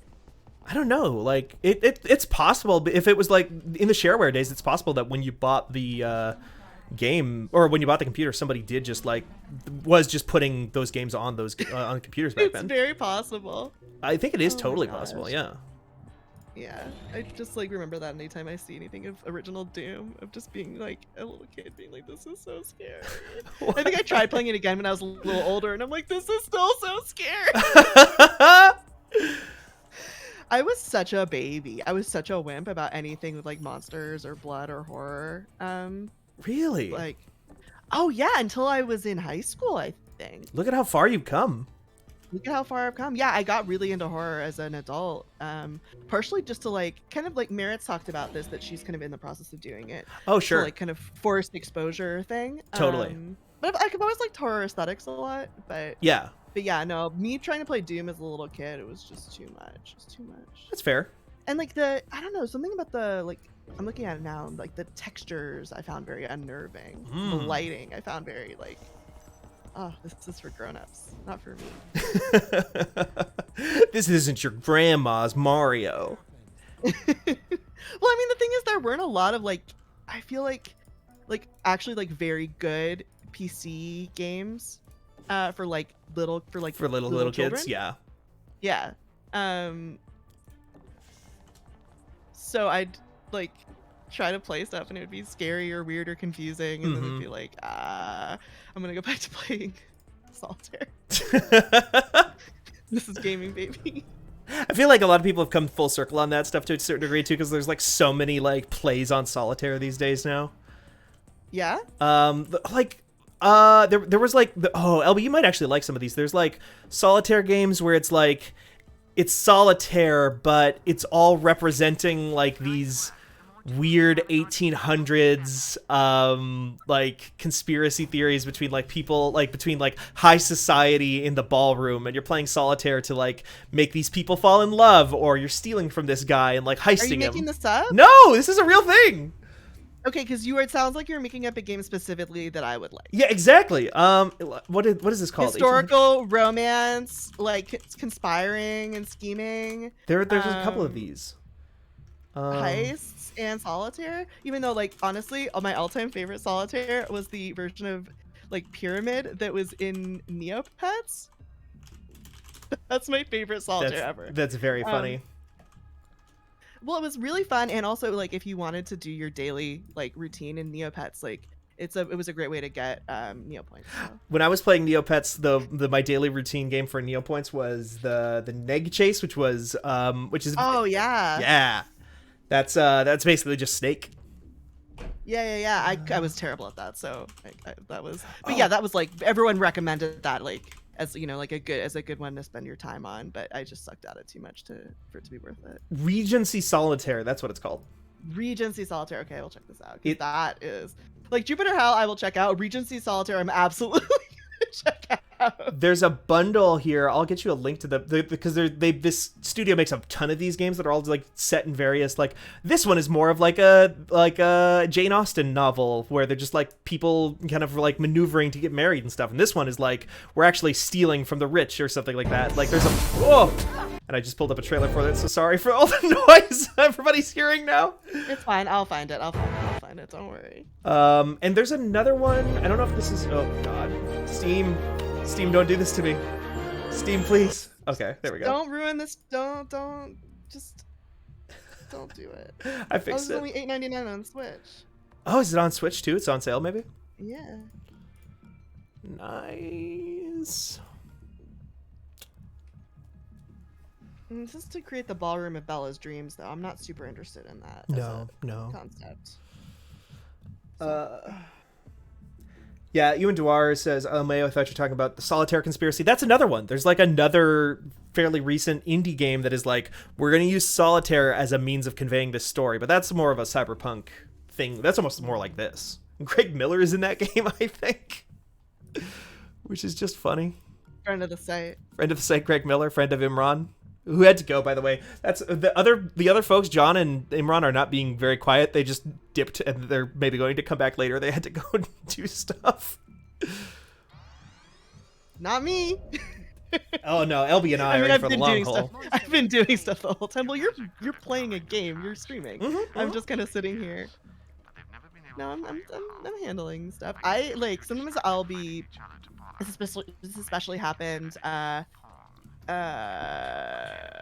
Last week, was that last week? 2 weeks ago, when we were planning all the Game of the Year stuff before Christmas. Yeah.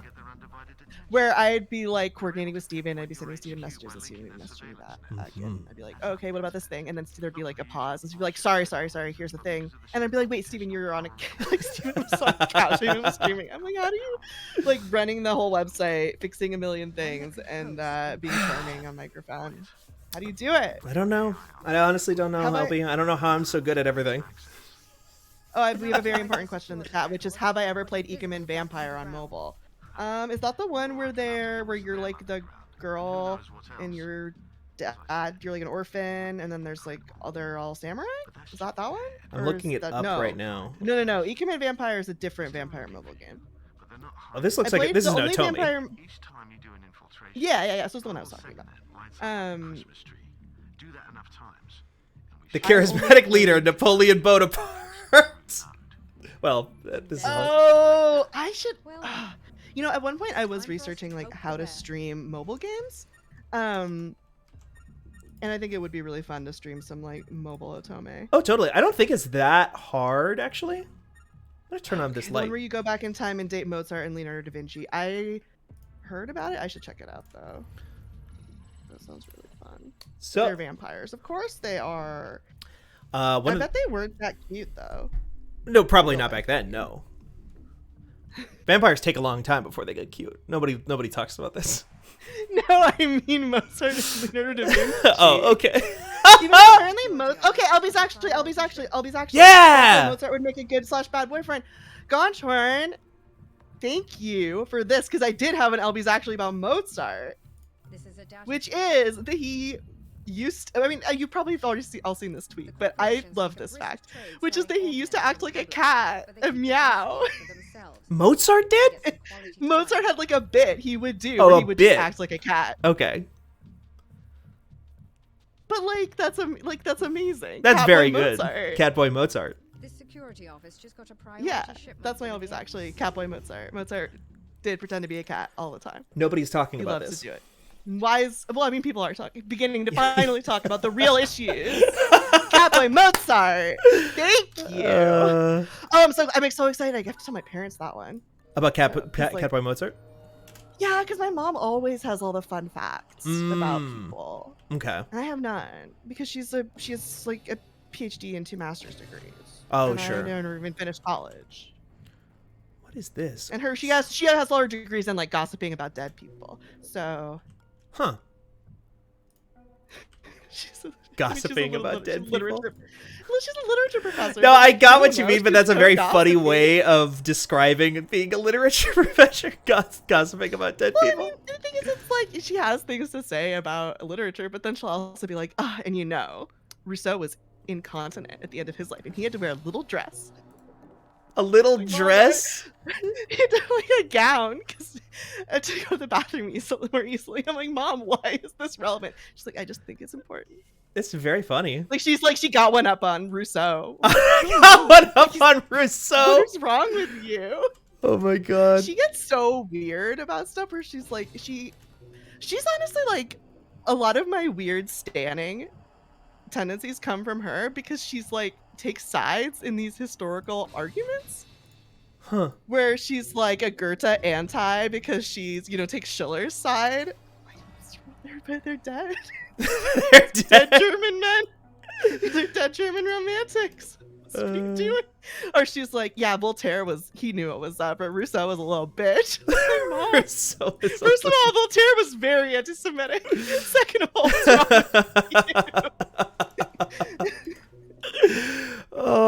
I've said it many times before, but your mom rules. Oh, you would love my mom. When I was on Tumblr in like the beginning of Tumblr, I was on like classic movie Tumblr, and I remember a flame war going down. Candide is wonderful. You're right, Contran. Yeah, Voltaire was a way better author and like way funnier. Absolutely, but yeah, I Except for got the into this anti-Semitism. insane flame war. Except for the anti-Semitism.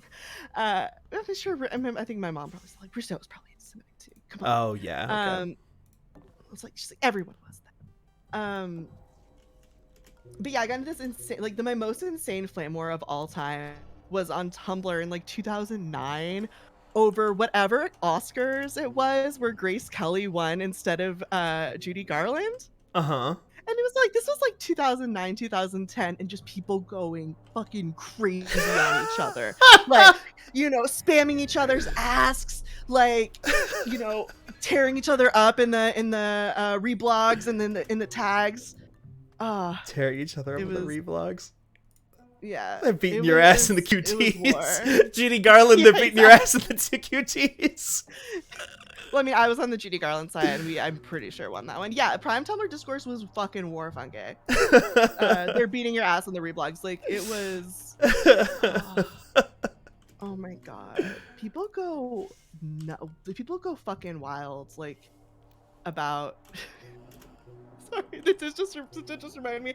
There was a thing, was it this year or last year, where, like, an NCT, is a K-pop group, fan, like, misread someone saying that, like, they misread somebody insulting Karl Marx as insulting Mark from NCT.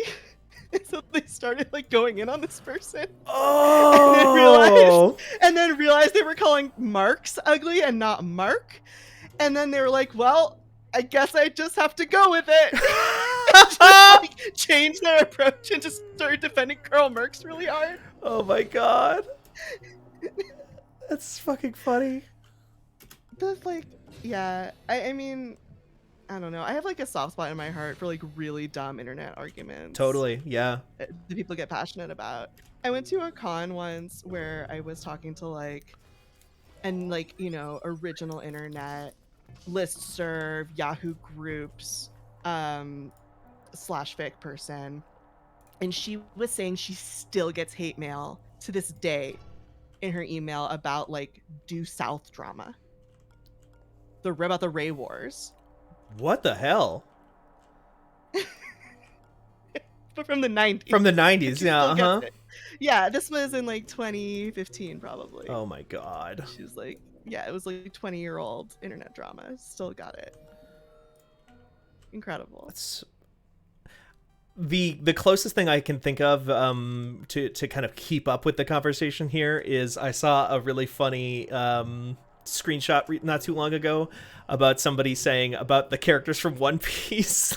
Zoro tops Sanji, or Sanji tops Zoro, and somebody said like, I think they both play their own roles like pretty well within the group, and then somebody was talking about gay sex. I love that. Like, okay, the internet, very bad in many ways. Has maybe done a lot of harm. Oh yes, to the world. totally. I fucking love it here. Mm-hmm. I love this dumb place. This is my house, and I love it. Good. I love those conversations. They're the best. I'm glad you can still have that, that enjoyment. It's hard because there's just so much dark stuff, but then like something will happen, like NCT fan having to being like, well, I started in talking about Mark. Gotta go in. Like, I'm talking about Marks now. It's just like, it's delightful to me. That's the best. Uh-huh. That's why the internet was made. That's the purpose. Like, that's the kind of drama I like. I don't like the like really dark stuff. For sure. The like really. I mean that's what all those like struggle tweet accounts are about, right? For sure. Like, Yeah. Oops.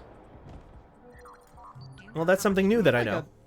We have a big block of streams today, I'm realizing. We got this, then Funkay's up in like an hour, a little over an hour. Totally, yeah. And then Merritt's streaming. Yeah, I was just thinking about that earlier. I hadn't even realized how that kind of just like happened by itself. Like we didn't plan that.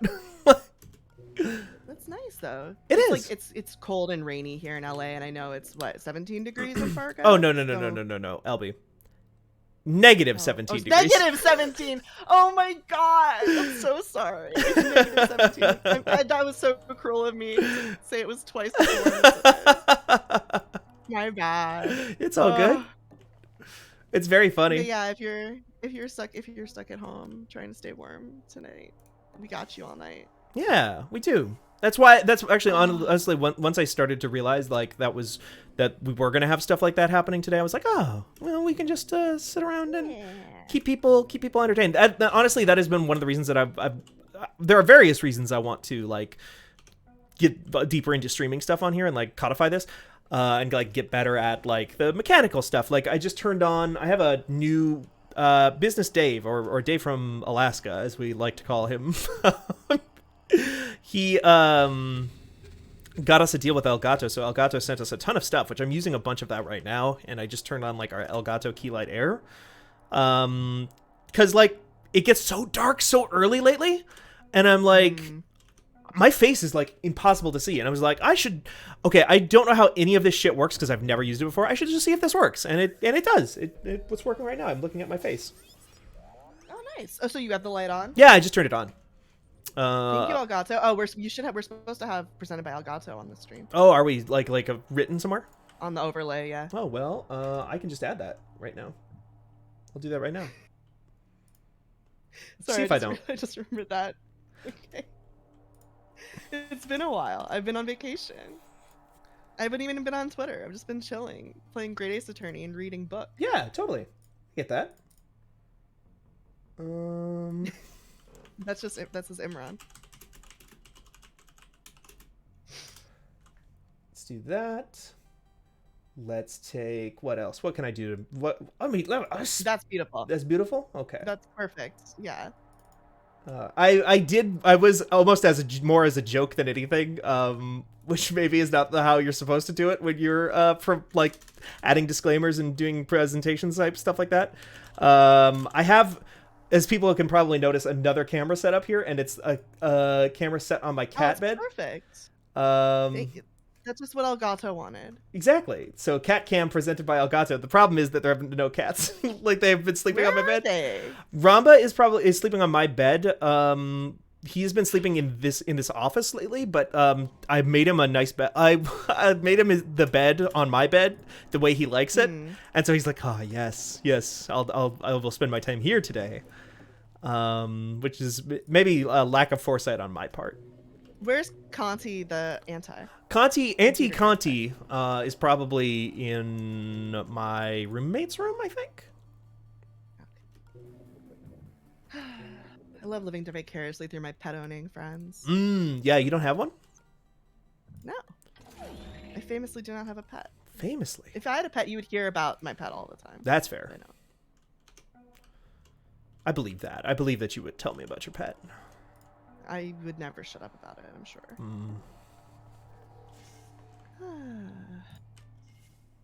Get some more energy here. Ooh, that's a tasty little chunk.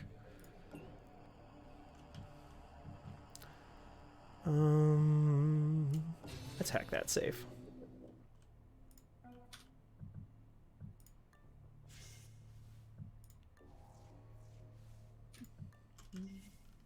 I found the exit, right? Yeah, I did. Okay. So right now, I just need to figure out, what are we looking for? We're looking for a secure locker. It's got to be in that room. That looks like a locker room. Maybe it's over there. Maybe it's over there. We'll find out.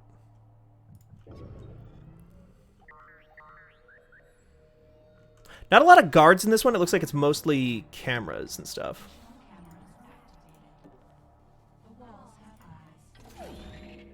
Getting some money, though. That's good.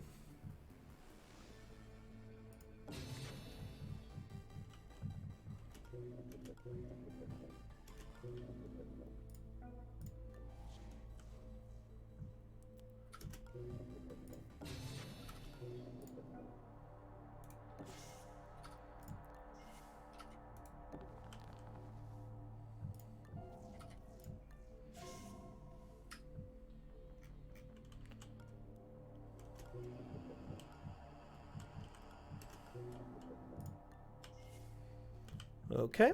Let's get you over here. Safe. Sound bug. Oh, maybe that's the locker?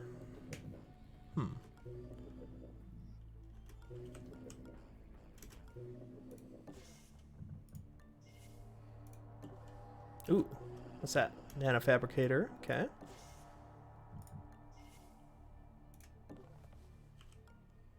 Anything in here? No, totally empty room, huh? Interesting.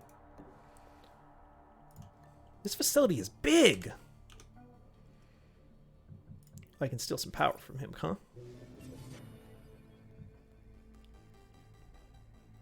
Oh, I see. I see. I see. Okay. Okay. Let's go. Oh, that guy's moving around now? Okay.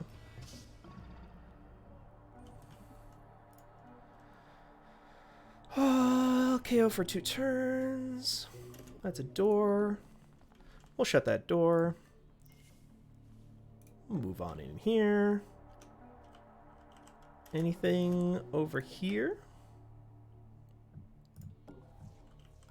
Still nothing, huh? Okay. You don't have a key card, do you? No. Corporate safe. Corporate safe. I guess it's theoretically possible it's in there, but that seems unlikely.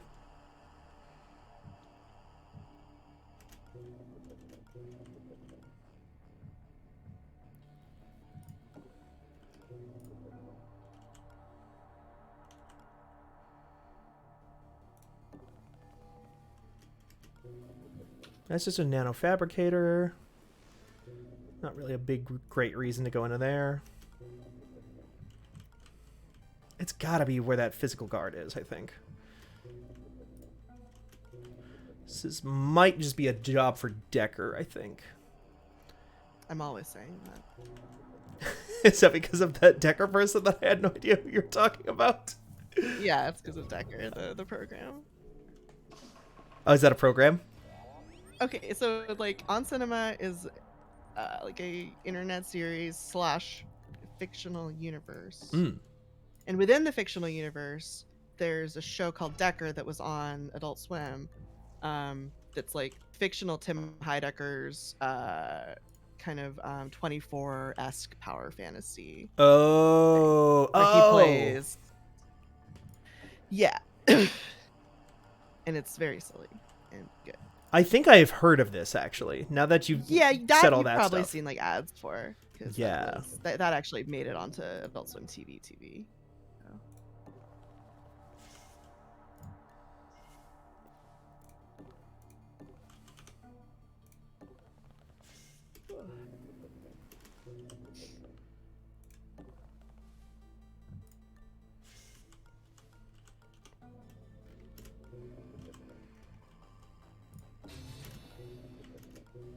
Okay, modulate. All right, well, just keep waiting, I guess. Thank you, Majukas. Yeah, thank you. Okay, thank you for. I didn't know how to pronounce that. Thank you. I agree. I love these people. Yeah. I think Gambite people are the best. I'm very happy with everything we do. And except when I'm working on my days off and you send me knife emojis. Mm-hmm. Yeah, I did do that. You did do that. You are sometimes not happy with me. And send me knife emoji. Just threaten me to stop working. Just specifically that, though. Thank you for the clarification. Appreciate it. Yeah.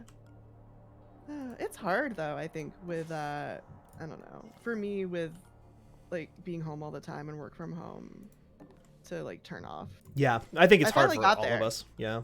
I Good. got there at a certain point, but like my first day off, I was like, what if I just work a little more? Uh-huh. Just do a little bit. And then Steven sent knife emojis and I stopped. Good. You should. Yeah. Those 7 C's, the holiday present I alluded to getting Steven were the MXTX 7C's Donmei books. Is it okay that I announced that on stream, Steven? I should have asked. Oh yeah, I don't care. Oh, okay. I'm glad that you got But me I those. read. I'm proud of it. Yeah, I'm so excited. But I also got them for myself, and I read one of them over the break. It was so nice. That like, that's like having a paperback in your hands and lying down on the sofa, and being like, I am not doing anything. I'm Mhm. going to be a lump reading a really silly isekai novel. A very well read and learned lump. Well read, learned. Thank you, Steven, for that vote of absolutely not true confidence. Wonderful. I mean, I guess it depends on what you consider, like, what you have to read to become well-read. Yeah, I guess, like, I mean, I in my opinion, well read just means that you read a lot. Well, then I am very well-read. Exactly. Of just the trash of the world. Yeah, that's all right. The harmless trash of the world, though, not the harmful trash. Right. The silly trash. The silly trash. That's the good stuff. The Taco Bell, you know? Mmm, delicious. Yeah. The dollar menu at McDonald's trash of literature. Sure. I'm not above. I mean, I'm not a big Taco Bell person, but I'm certainly not above the likes of like a going to McDonald's and getting like the double cheeseburger, like the 2 cheeseburger meal. Oh my god. I miss that all the time. Mm-hmm. Like, yeah, it's so good. People aren't talking about that enough. Why aren't we talking? I think here's the thing, actually. Here's what I'm against. These new fast food items. Mm-hmm. I don't like them. Oh, yeah? Because they're overly complicated. The only new fast food item I've liked in the last, I don't know, decade has been the Popeye's chicken sandwich, which was amazing. Oh, sure. So, yeah. I like the classics. Like, to me, the Taco Bell menu has not been improved since I was a child. Right. Unless whenever they added the Fiesta potatoes, those are very good. But yeah, like bean and cheese burrito at McDonald's, the dollar menu, or like the classics. The classics. Those you are know? classics, yeah. Give me the classics. They're part of the canon if we're gonna continue with the book Yeah. learning. Reject modernity, embrace tradition. Right. Get the two cheeseburgers from McDonald's. That's the good stuff. They got it in one. That's the thing, is they got it right Yeah, originally. It's perfect. It's perfect. Don't worry about it. So,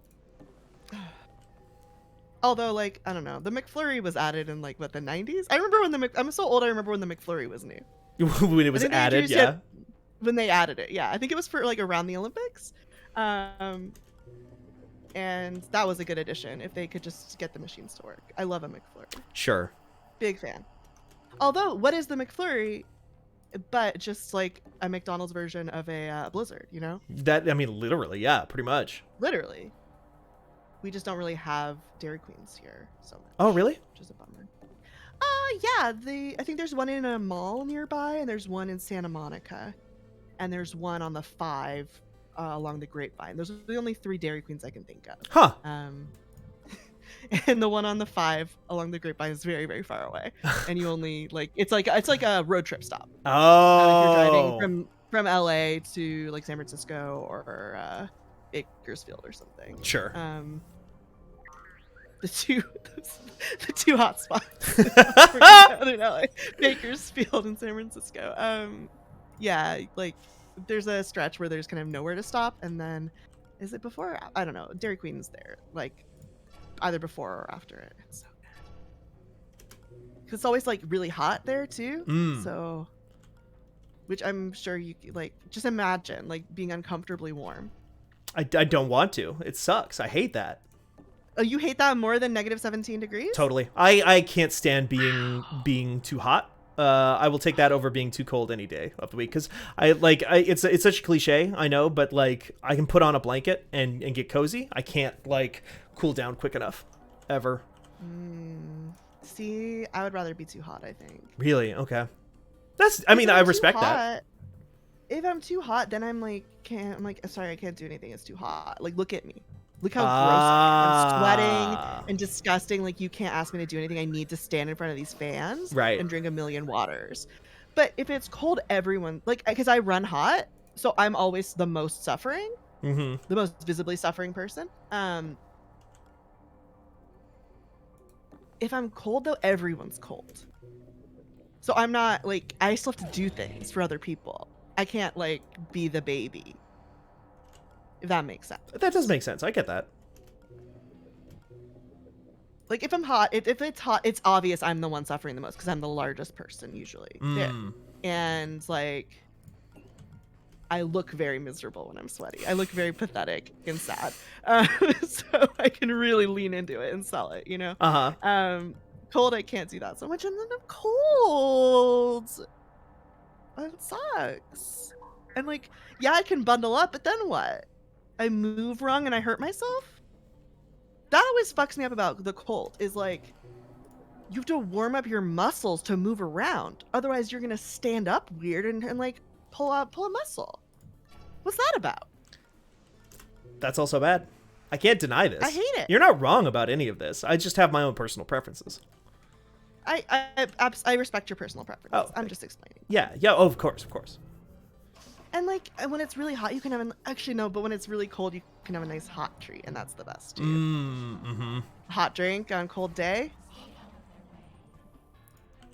Although, like, I don't know. I'm trying to remember like being very, very, very cold.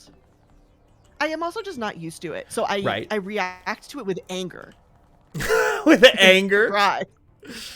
I'm like, what is this? What the fuck is happening? I hate it.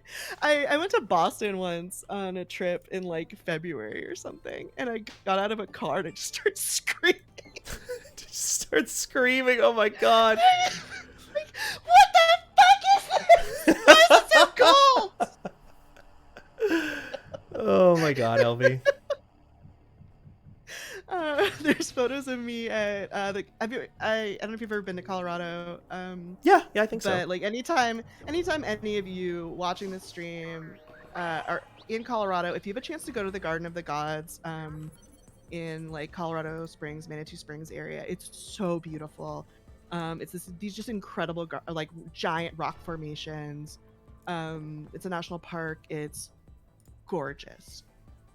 I went on a really cold day in the winter, and like it's very windy there, which is nice when it's hot because you get some nice breezes, but like in the winter it's miserable. And there's these photos of me in front of these amazing rock formations, and I'm smiling, but the entire time the photos were being taken, I was just screaming. Just like, what is this?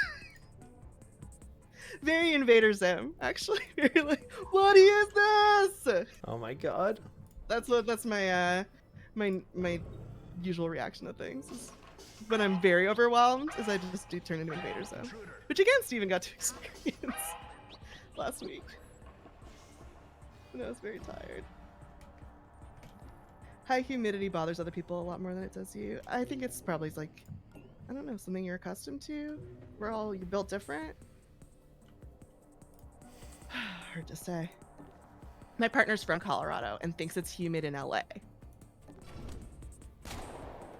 Because it's more humid than it is in Colorado, which is a very bad place. Well, I've screwed up this entire run, Nelby. Oh no, and I was just chatting about the weather the whole time and I wasn't supporting you at all. No, it's good.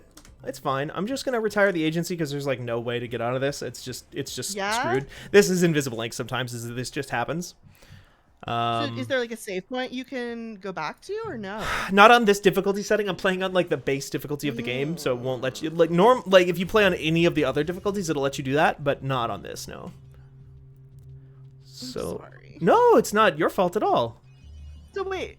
I expected this. Do you have a point where you can go back to? Or do you have to start all the way over? I start all the way over. It's a roguelike, so it's kind of designed for that though. So by doing that I do level up and get stuff. Okay. That I can use. So like for instance, in the future I'll be able to equip the rapier, which breaks one firewall, power cost increases one by 1 each alarm level, and seed, your first program each turn, costs 4 power less to run. So yeah, so I get those new programs that I can get. So you didn't actually like lose everything. No, you don't lose like you absolutely. Progress. You get progress. Yeah, it's a roguelite, if you will. Gamer's Paradise is in about an hour, so I'm gonna take like a 2-minute break here to just go use the bathroom, and then I'll be back and maybe play something else for just right up until the end, because I might as well just go right up until Funke is ready to stream. If you're still okay with that, LB. I'm fine with that. I'm gonna grab some water during this break. All right. And I encourage everyone in the chat to also grab water, grab food, make Yeah. sure you're cared for. We're gonna redeem our own hydrate check for you, Yeah. and we'll see you in about 2 minutes. Bye.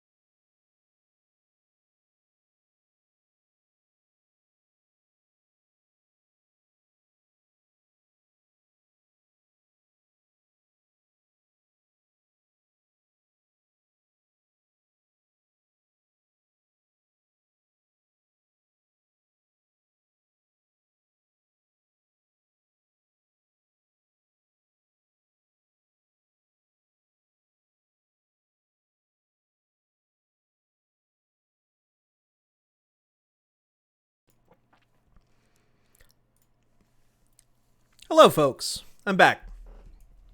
Booting up a different game over here. Let's see if it works. Let's see how Streamlabs does this. Let's what do I hit here? I press this button here. What's this say? This says the wrong game. So we're gonna switch that game. We're gonna swish it up. Not since Swish Mail. Capture any, let's see if that works. Capture any full screen application. Kinda works. There it goes. It went big for it took a second, but it got big. Well, and now it's small again. Why does it do that? You know what I probably need to do? Roguelike. Wait, roguelike light. Which one of these is more meaningless in modern game crit language? That's a good question. Hitman 3 permanent seasonal content. Interesting. Probably need to switch this off of. Let's make this borderless window. Let's turn the audio down just a touch. And let's go to graphics. Let's do full screen. Does that fix that? There we go. That's what we want to see. Let's see. How about a rogue lime? A rogue lime. Delicious. I love it. What is the most meaningless of those terms, do you think, Kelby? Roguelike, roguelike. I don't know what. I know what a roguelike is. I think. Mm-hmm. And I don't know what any of the other ones are. Okay. What's a roguelite? What's a roguelike light? What's a roguelike like? So So I think all the ones that aren't roguelike are meaningless to me. yeah, I mean they're all meaningless. The definition of the term is basically a bunch of people who are like, no, it's not. The modern games aren't enough like Rogue, so they're not roguelikes.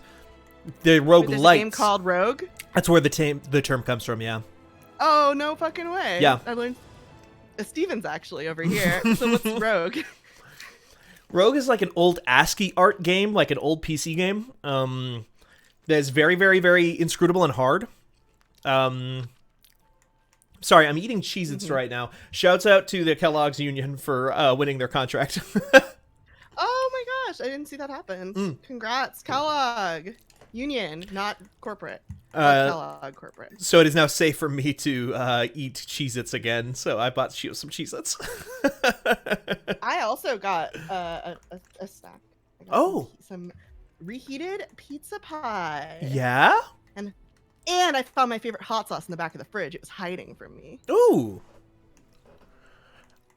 What's your favorite hot sauce? It's called Mama Africa's Pili Pili sauce. That's the brand. Okay. And it's like incredibly spicy and really good. Huh. It's like great on sardines if you're a sardine freak. Okay. Like I am. That's where I got it. I got it from a farm in Vermont that does sardine shipments. But yeah, it's also good on everything. It's like a very. I have never eaten sardines before. I did just buy some sardines like a week or two ago. Because I just wanted to try them. They're great. I love them. What kind of sardines do you get? Just canned, like a canned sardine. I don't know. Oh, I know. Do you know what the brand is? Because No. it's or like what the like what's it packed in? Is it packed in olive oil or? I think it's in olive oil. Does it have any? Yeah, that's the usual. I wonder if there's any like flavoring in there. Maybe. So I'm like trying. I did like big for my birthday as my present to myself. I got myself a big shipment of sardines. Ooh. And then like tried all these different kinds and like I've always really liked sardines. I'm a big. I think like when I was a kid before I was diagnosed with depression, and like I didn't have access to meds or anything, I would just like eat whatever weird fish treats I could for the omega-3. Uh-huh. And that made me really develop like a taste for fish. Oh. Also just like I like a salty fish snack, you know. Yeah, I like I've been making a lot of shrimp lately. I bought just some frozen shrimp and have just been cooking it periodically to throw on as like a protein on top of pasta and other stuff lately. Nice. That's been nice. I'm a big canned tuna person for that. Especially like as a depressed person who Like, yeah, of course meds help me and therapy helps me, but like, I'm often still too depressed to like cook, for myself. Canned tuna is like a fucking lifesaver. I'm a big, like, I'm not a good cook, but I'm a great depression cook, I think. I'm good at putting meals together with very little motivation or zest. I figured if we were gonna keep with a theme today, we could move from one stealth game to another. So I booted up Let's do Hitman. it. I love watching Hitman. Me I too. just don't really love playing Hitman. Okay. Even though holy shit, Mike Williams is Game of the Year list. His fancies list, like when I was doing the social planning for everything, like the way he talked about Hitman 3, I was like, oh, maybe I was playing it wrong. I don't know. Oh yeah, I mean this is like Hitman 3 is like just such a goofy nonsense game. Christmas star. Okay, so I've just picked up a Christmas star that is a throwing star. It's a shuriken. So I can just throw it at people and do that. There's a wrench. I have not played Hitman on PC at all. If you run in front of these guys, you ruin their shot, and they start yelling at you because you've ruined their shot. That's very funny. So I do it every single time with soda can. And there is story in this game. Like I like, oh yeah, the mysterious gift. So the mysterious gift is this. I'm on a snow level, or not a snow level, a Christmas level. Maybe I should start with like a silly thing like this. Yeah. Can I just start with any mission I want? Yeah, pretty much. Okay, cool. Then because this I would enjoy. I think just silly, goofing around with a big key. Or that's a gun. This is a shovel. What is that? Oh, shovel. Okay. I can't see. It's the mysterious gift, is what it's called, and it's a, but it's very good. very clearly a shovel. I have not played the PC version of this game at all, so I don't have anything unlocked right now. So I'm gonna have to, and I haven't played Hitman 3 in a minute, so it's gonna take me a little while to remember everything. So bear with me, folks, as I kind of get re-situated here. Oh my god, I have Discord open in 2 instances. Because I used a different account for this and for the Fanbyte Discord. And I was looking at the Fanbyte Discord one, and it showed me as being muted. And I was like, who is Steve? Wait, if I'm muted, how can Steven hear me? Who are they talking to? What's happening? I've never done this Christmas mission before. I know that Santa Claus can show up at some point. Nice. You can hear like oh, that moaning in the background. That's Santa Claus, and it means you're getting closer and closer to Santa. That's generally the true, like in real life. Yeah, totally. That's how parents detect Santa. The moaning. The moaning. The Oh, moaning the of the reindeer. the constant moaning. Like, we hate it. How do you Free turn on? us. How do you turn on Hitman Vision in this game again? God, it's been so long since I played this. But this is on my Game of the Year list as well, so I thought I would, since it's also a stealth game, and a stealth game I love a lot, I thought I would give it a little bit more playtime, especially since I haven't played the Christmas level at all before, and I'm kind of curious to check out this. Yeah. The mission here is that we have to kill the 2 guys from Home Alone. What? Yeah. They are moving. They're moving through the map and stealing all the presents and stuff from the map, and so we need to find them and kill them. Is it like officially tied in or no? No, I Just, don't. like Home Alone. I think it's unofficially. It's like they have this. They have like instead of like Harry and whatever Sal. I forget their names exactly. It's like Barry and Mal. Great. Marv. That's one of the names.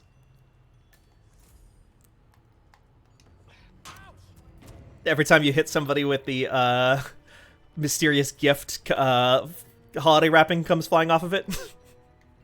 Fantastic. So I'm no longer. Oh yeah, it's, Harry and Marv. Okay, so it is actually just Harry and Marv. That's just the names of the guys from Home Alone. Okay, but they didn't use the Home Alone like branding.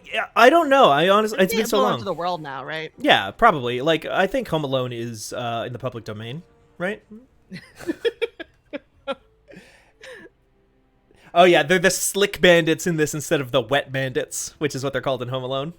They're called the Wet Bandits? Yeah. I don't really remember that movie at all. I think I've only seen it once. I've just seen like little bits and pieces of it on when it was on TV. I was not a big Home Alone person. Oh yeah, they're called the wet bandits because one of them turns on the faucets in everybody's house because he's like, we're like thieves. We have to have a signature. We have to have this like mark. You know, like the shows we've been there. And so he turns on people's faucets and leaves their houses wet. Fantastic. Really stupid. Yeah, Great stuff. John B. Johns in the chat says there's like 5 or 6 Home Alone movies now. Yep, and everything past the first one is terrible. The second movie's fine. I found this amazing collection of VHS intros on archive.org yesterday, and one of them had like the home video preview for Home Alone 2. And I was watching it and I realized I have never seen Home Alone 2, but I have seen that fucking like preview for it that would be at the start of the video. Oh, sure. A million times. So everything I know from that movie is just that. That's great. I love that. I can't It's say the one where like they have the Statue of Liberty does the Home Alone face. It does what? The Statue of Liberty, like the CG Statue of Liberty does the Home Alone face. How? They Why? animated it in the computer to be like, he's in New York now. You'll never believe who's come to New York City. It's Kevin. That's wild. That's a wild thing for them to do. It's Kevin Home Alone. So this is Hitman Vision? Yeah, this is Hitman Vision. Or that was Hitman Vision? Sorry, I'm watching it delay. No, that's you're totally fine. It lets me see through walls. Like this is the thing that Danielle played the entire Danielle game played without without. realizing she could do that. Yeah. I remember that piece. Oh, I should switch to stylist because if I get caught here, then they'll only know me as the stylist. Whoa. Okay. Hello. Hello, sir. Okay. How about I pick up the mysterious gift? And how about you take a nap too? That never gets old to me. I'm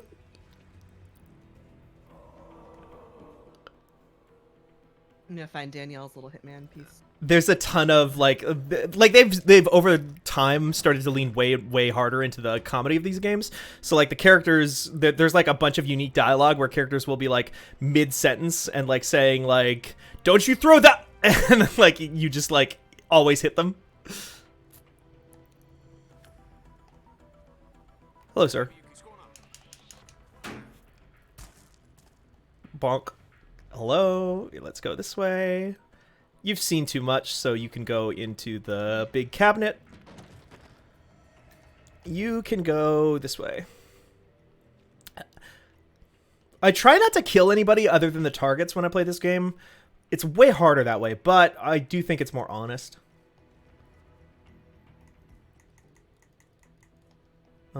That's like my one thing. I don't do a ton of the stuff where I do some of the like special stuff where it's like, oh, try to get a kill with the fiber wire, but I never do silent assassin or anything like wild.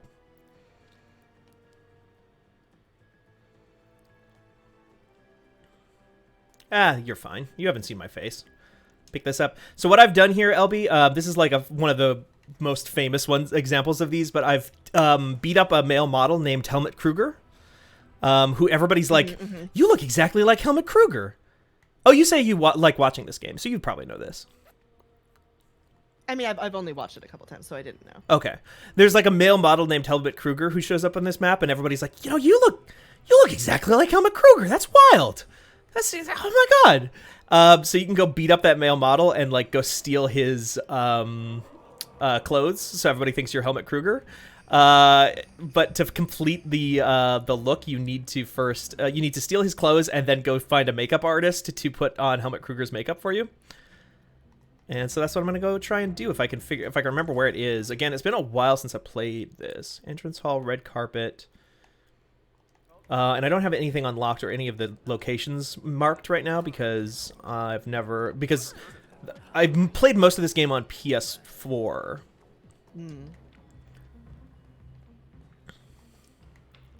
But I bought it for PC because I would really, really like to Play the VR version because it's going to be in VR here in February. I think they're adding VR to the PC version, and I think that's very funny. So I want to try that out. Here we go.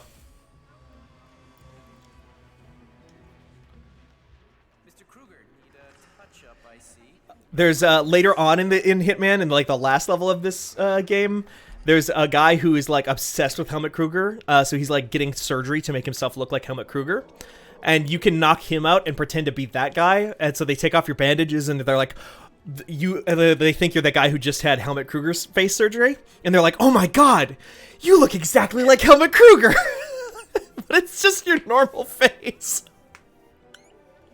It's like, this is the greatest surgery I've ever performed in my life. Like, your face is a work of art.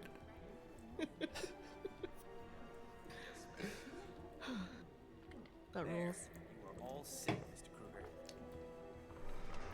Rhymes says in the chat says that Channel F Fancy's discussion about Agent 47 transforming into anything was pretty funny. I think that was on the episode I was on. That was really good. I'm gonna find it and link it in the chat. Oh, this guy is like, in the normal version of this map, this guy is one of the guys you're supposed to normally kill, but I'm not here for him. I'm here for the Home Alone bandits. But first... red carpet, entrance hall, grand hall, north garden, dressing room, bar, grand hall. First, before we do anything, we gotta do the most important part. Which is, since this is a fashion show and you've just pretended to be a male model, you can walk the runway as the male model and everybody loves it.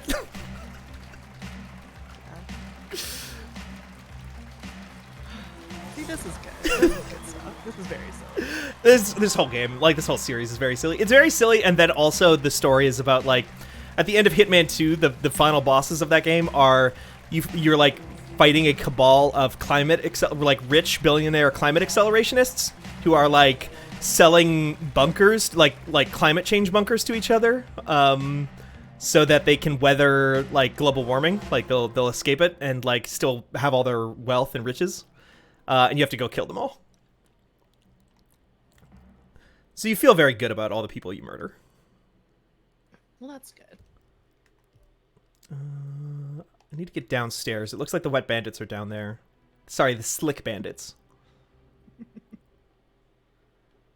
I think there's a... Okay, and Helmut Kruger is like a fun pass key. You can like get around basically anywhere as Helmut Kruger. Help! I need help! Well, yeah, I mean, he's the famous model. Who would say no to Helmut Kruger? Well, exactly.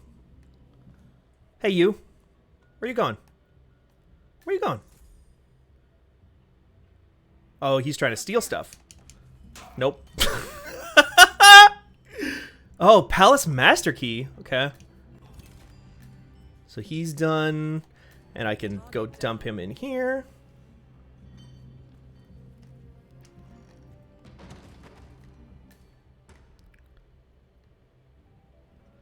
And, oh, look at you. And he's done. Both targets are down. Great work. Now head towards an exit. Just classic hitmanning. Nothing fancy here. Just getting my sea legs back under me. Doing the normal stuff. Normal stuff. Guys in boxes, disguises, walking the runway, Christmas. Yeah. That's what Hitman's all about. Santa Claus is here.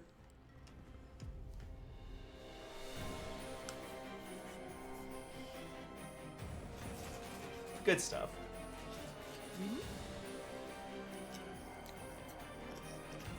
Ringing in the new year, the best way we know how.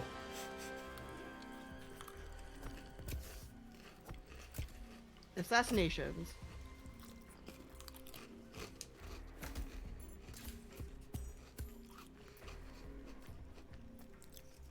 I'm sorry for chewing. I haven't eaten anything today, and it's about 3 o'clock. No, 4 o'clock here. Oh my god, yeah, it's fine. I'm also chewing. Just more. I'm chewing pizza. It's not as crunchy. Let's see. Next. Oh, I've unlocked the... Santa 47 outfit. Look at this intense looking Santa. Oh my god.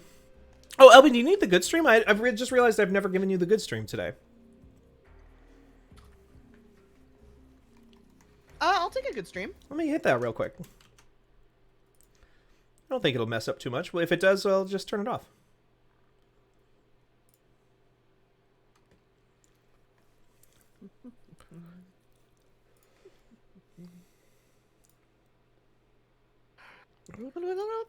Chat, let me know if this ruins anything.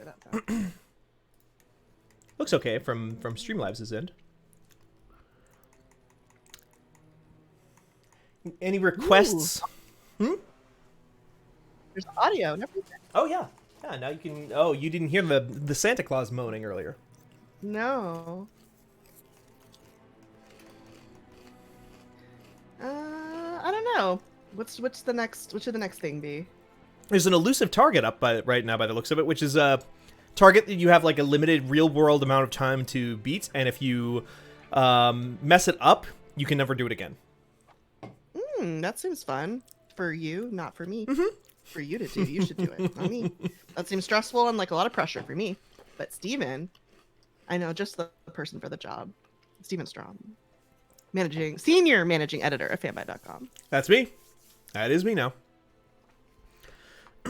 Looks like there's a Hokkaido Snow Festival. That seems could be fun. I love snow festivals. Let's give it a look. Dartmoor.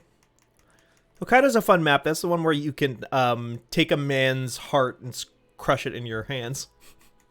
Oh, goodness. Because he's like got situs inversus and has a heart disease.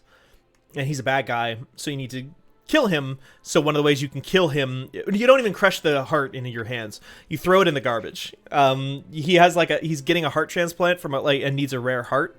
So you just throw the heart away into the trash, and he dies of his natural causes because he's got like a horrible heart disease. Goodness. He's a bad dude. Yeah.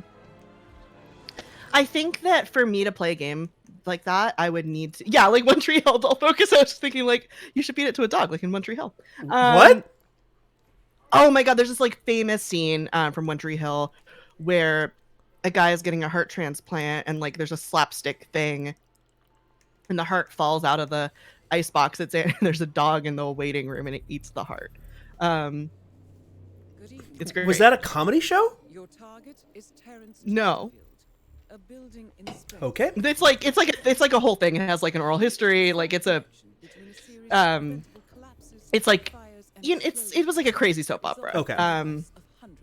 But yeah, I think for me to play a game like this, I would need to spend a lot more time with the targets to like hate them, because I can't just like take like, for me to want to do that much violence to them. I think that's kind of the issue for me. I need my hate to build up. Yeah. You get a lot more of that because Hitman also has like a lot of like mission stories where it's like, you're going to sit and just like watch this person talk about XYZ and like, oh, by getting to know their butler that they hate very much or their butler that hates them, you're going to get an opportunity to kill them because you can pretend to be their butler. This guy, yeah. I went with the elusive target. This guy is a building inspector, by the sound of it, who works for the Landlords Association and basically just like is on the take from landlords to give clean bills of health to derelict buildings so that they don't get in trouble. What a piece of shit. Mm-hmm. So wait, who is this like this magnanimous body that only has Agent 47 kill people who totally suck? Because in my experience of World, the people who are sending out assassins are mostly not going after the worst people. The story of Hitman 1 is, or the story of this recent glut of Hitman games is basically you start off working for an organization that just goes and kills people for profit, basically, and then you turn against them. Okay. So he's just doing this. He's like a vigilante or what? More or less a vigilante. He's got his own reasons. He's got like he wants to like learn about his past, and there's like a Illuminati type group that he's fighting. that like eventually absorbs the organization. He starts off trying to fight the Illuminati, but then his organization that he's working for basically gets like a corporate merger with the Illuminati, more or less, and so he has to turn against them all at one point, and him and his handler kind of like go off the books and go rogue. And his like sort of adoptive brother figure shows up at a certain point and has like this sort of social reformist hacker lady who is like who is like a hacker who is just like straight up trying to like a white hat, like I'm trying to expose and whistleblow on people, who works with, like, he's like, okay, I have my own needs or whatever, but like you're a good hacker, so I'm going to have you work for me. And so she kind of like pushes you in the right direction as well. Okay, cool. I really like this bucket hat for Agent 47. I'm excited about this.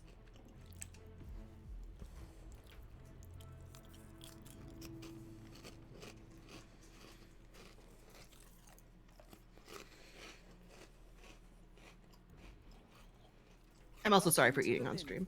But... No, I'm already doing it. A lot of the times in these side things too, they will also come up with like they'll drum up reasons where it'll be like in one case there's that mission where you play as where you can be the drummer that I showed you the other day. Yeah. In that case, you're trying to take down this rich asshole like rock musician guy because he was dating this one lady and killed her in like a fit of rage and covered up the Illuminati, because he's got ties to the Illuminati group. They cover up the murder, and the dad of that lady who got killed hires you to go kill him. Ich liebe Techno. Ja, ich auch. Natürlich. Yep, we're in Berlin. We're in a rave in Berlin. That's this map. So I'm so pissed. I was so dumb when I was in Berlin and I never like went to any techno places. Oh, really? Well, I was such a fool. You'll have another Sorry, what were you chance. starting to say? I don't even know. Maybe. Honestly, I'm old now, though, Steven. I was in my prime raving years then. I've never been to a rave. I was not in my prime raving years. I was 19 though. That's pretty prime raving years. Yeah. This is a good map. You can pretend to be like a fake dead mouse. Cool. I just love him in the bucket hat. I know. And the Ich liebe Techno shirt. This is a look. What does the front of his shirt say? Sundhinder Puls? Sundhafter? I don't know what that means. It might be the name of the I don't know club. how to say Ich liebe Techno. Yeah. Uh-huh. This map has a lot of fun stuff. There's it's really big. It's like bigger than it looks. Because there's the whole rave area, but then there's also like a secondary area on the outside where like a biker gang that is like cooking meth is like selling meth to the partygoers and selling like ecstasy and stuff. Sorry. If I make any distressed sounds, it's because I forgot that this hot sauce, like, while you're eating it, it's not that hot. But afterwards, after you're done eating, your mouth just kind of is on fire. It's very pleasurable, but very painful. Oh, okay. Pain and pleasure indivisible, you might say. And Steven, apparently the stream's frame rate is bad, so we should... Oh, turn off the good stream? Okay. Yeah. I see that now. I'll just hang out.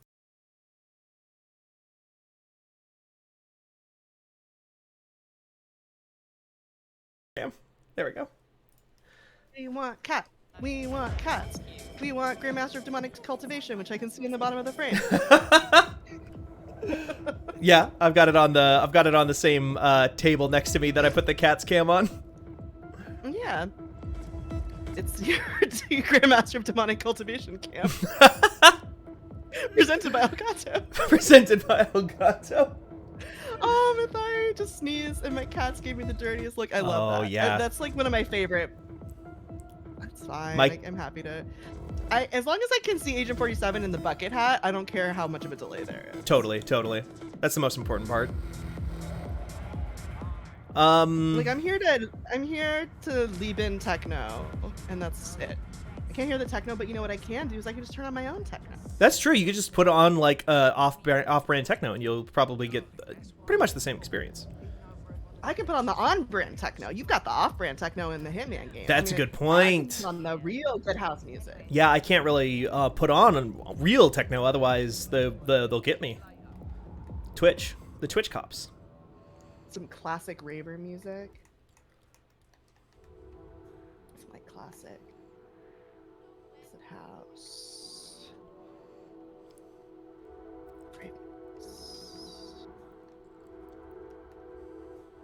This is classic acid house rave mix 1988 to 1990 part 8. Ooh, part 8. That's when it really picked up, I think. Okay, there's a warning at the beginning that it may feature a couple of tunes from 1986 and 1987. Like, they don't want to get yelled at. Let's go. Soon I'll be raving too. Any second now, I'll start raving. Yeah.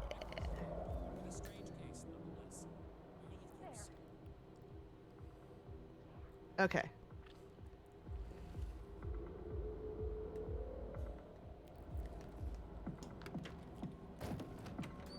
Thank you for that. And I'll just take your clothes real quick. And you know who I am because I've just pretended to be your friend. How about this? Have a drink. Princess Richard, same. That's why I think that's why they made us like have to have Agent 47 switch clothes. We couldn't look at those biceps anymore. Right, yeah. We had really abused that power.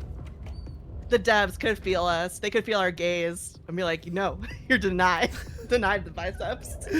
Appreciate the video game for what it is. Cute. Yeah, I mean, I think that's like intentional, right? Like he's supposed to be hot. Yeah. Yeah. Medicine cabinet key. That seems promising. As long as we don't Staff area key. Sorry. I'll leave. Who are you? Why do you look like that? Can I be you? Oh, steal that guy's outfit. I should steal that guy's outfit, right? What's with the sting mask? This rule. Right. Like everything's fine as it is right this place is gonna be a wrestling show later. Wrestling show / rave. Sounds like the least safe event you could possibly attend. I know. It's great. So you're attacking all these people just for the one outfit? It's worth it. Yeah. Do you not want me to look like this? Is this bad for you? You're right. This is good. Oh my god, you look so cool. I love this. This is great. Still not as cool as the good as the bucket hat and the cutoff shirt that says you can leave it techno though. Yeah, the bucket hat is really good. What does this say on the back? Oh, it's more Sundhauster Pulse, which has got to be like the name of the venue or something.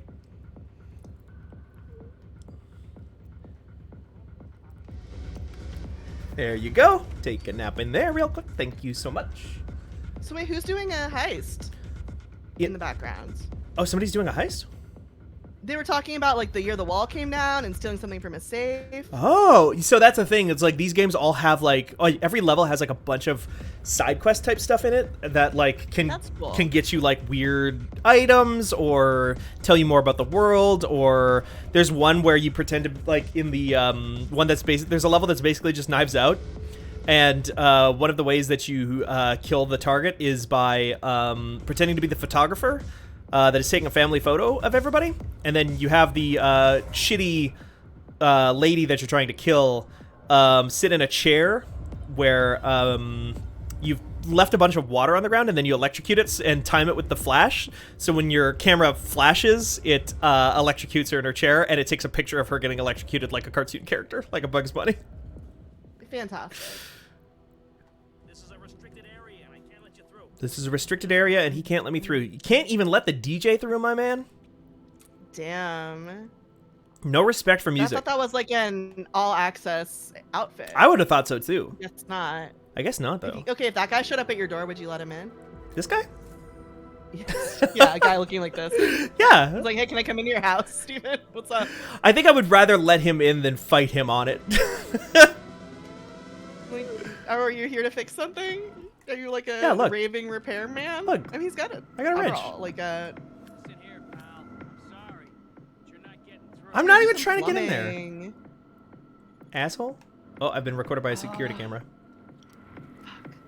Remember the Channel F episode where John invented Luigi's Plumber Nights? I do remember that episode. That was the best game I've ever heard of. Yeah. In my life. We did more of that on the episode after that that I was on, and I cannot remember anything about it. That was the one where we had to add what's his name? Oh yeah, no, I was on that one. Yeah, Matt Berry. totally. Matt Berry, that's his name. We had to add Matt Berry to video game ideas that we made up. Yeah, that was fun. Channel F, good show, good show. I really like the new format. Yeah, it's super fun. It's different. It's it's like very different than anything else out there right now, which I'm really excited about. Yeah. Red toilet. Can I go through here? Looks like I can. I gotta find this guy. I don't know where he is. He's got a guide who's like a lady in a pink ski mask. So that should be pretty easy to recognize. He's also wearing like a safety vest because he's pretending to be, or he's a corrupt building inspector. So he's like wearing a safety vest to represent that. Oh, so is he declaring the rave safe when it's not? Yeah, totally. Like this whole building. And then like That's so funny because raves don't. Raves. The whole point of raves is that they're not officially. they're not officially they're not sanctioned. legal. I guess this one must be somewhat official because they have like branding, right? Well, I mean, you can have branding and be illegal. That's also true. Yeah. This one has like, Yeah. I guess raves probably have security as well, like some of them do. Yes. Yeah. I mean, the thing is, like, I don't know. Today's raves may be legal, but the original raves, the origin of rave, LB's actually on raves, is that they were illegal in the United Kingdom. I think there was like a curfew or something. Oh. And the kids on ecstasy said no. We reject your curfew. Yeah, reject cannot stop us curfew, from embrace techno. Yeah, exactly.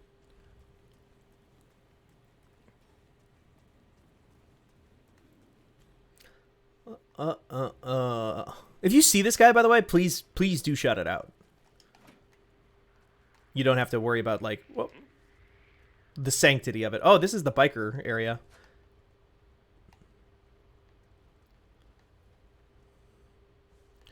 Take a quick nap.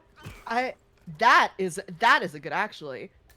Not guile, it means emergency horny, which is a euphemism for a gay cruising spot. That is a good term to know. Emergency horny, also fantastic. What a great language. German. Throwing words together, making new ones. Yeah. Sounding very guttural and weird.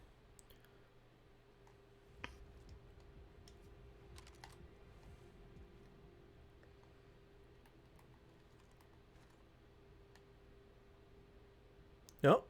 They're walking. That's him. Get him. Fuck him up. So can you just snipe him and win? Yep. Or do you have to escape? I have to also escape, yeah. Yeah, but nobody's seen you. Nope. Easy.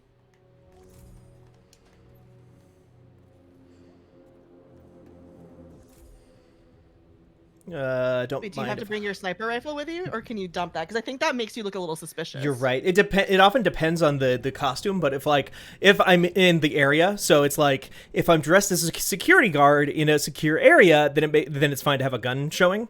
If you're dressed as like catering and you have a gun, then that's not fine. Like people will get mad at you. So wait, Gontran, are you saying it was bi erasure because the bisexual lighting meant the target was bi? Or does it mean that Agent 47 is so bi, he sees the world in bisexual lighting? I think that's true. I think there's a lot of bisexual I think it was lighting a in these games. celebration. Yeah. I think it was a celebration of Agent 47 being bi. Right. Like he refuses to kill when he's not representing his bisexual nature, so he just brings bisexual lighting with him wherever he goes.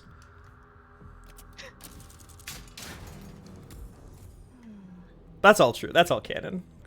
I get big vibes from Agent 47, mostly from how he looked in that cutoff shirt. Oh, and totally. that bucket hat. 100%. Like there's He's down for whatever. exactly. Like there's a thing about like Agent 47 where he's just like there's no version of him that isn't just down for whatever because it's just like it's all part of the another identity, right? Like he's always assuming a new identity. He has to be down for anything. I get that. I can relate to that. I mean, not in almost any way, but in one way. In one way, which is being down for anything. Like 2 ways. Like, I don't know. That's like very much my like. I'm not down for whatever. Actually, I'm pretty like fussy. Fussy is a very funny way to phrase that. I don't know why the word fussy I thought was very funny. There we go. Elusive target. I think that's the first elusive target I've ever gotten successfully. I just needed to be like chatting and chill the whole time and it was fine. Yeah. Maybe that's what I need to play. Because the other thing with Hitman is I get really, really tense. Mm-hmm. Stealth stuff in general, I get very, very tense. So maybe I just need like someone chatting pleasantly in my ears about Nutcracker. Sorry. I'm still raving here on my end. Oh, okay. This is a great mix that I put on. So from now on, every mission you do is going to be a raving mission. Although, I don't know if we have time for another one because it is 2:17 Pacific time. And Gamer's Paradise, which I believe is going to be a Minecraft thing today. Yeah, it sounds like it. Starts in 12 minutes. Oh no. Oh no, not 12 minutes. Oh no. Oh no. Not Oh no. Oh no. But 12 minutes. Please, God, no.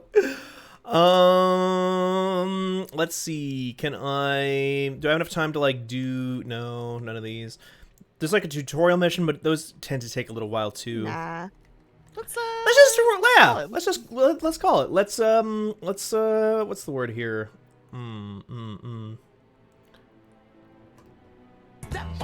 There we go.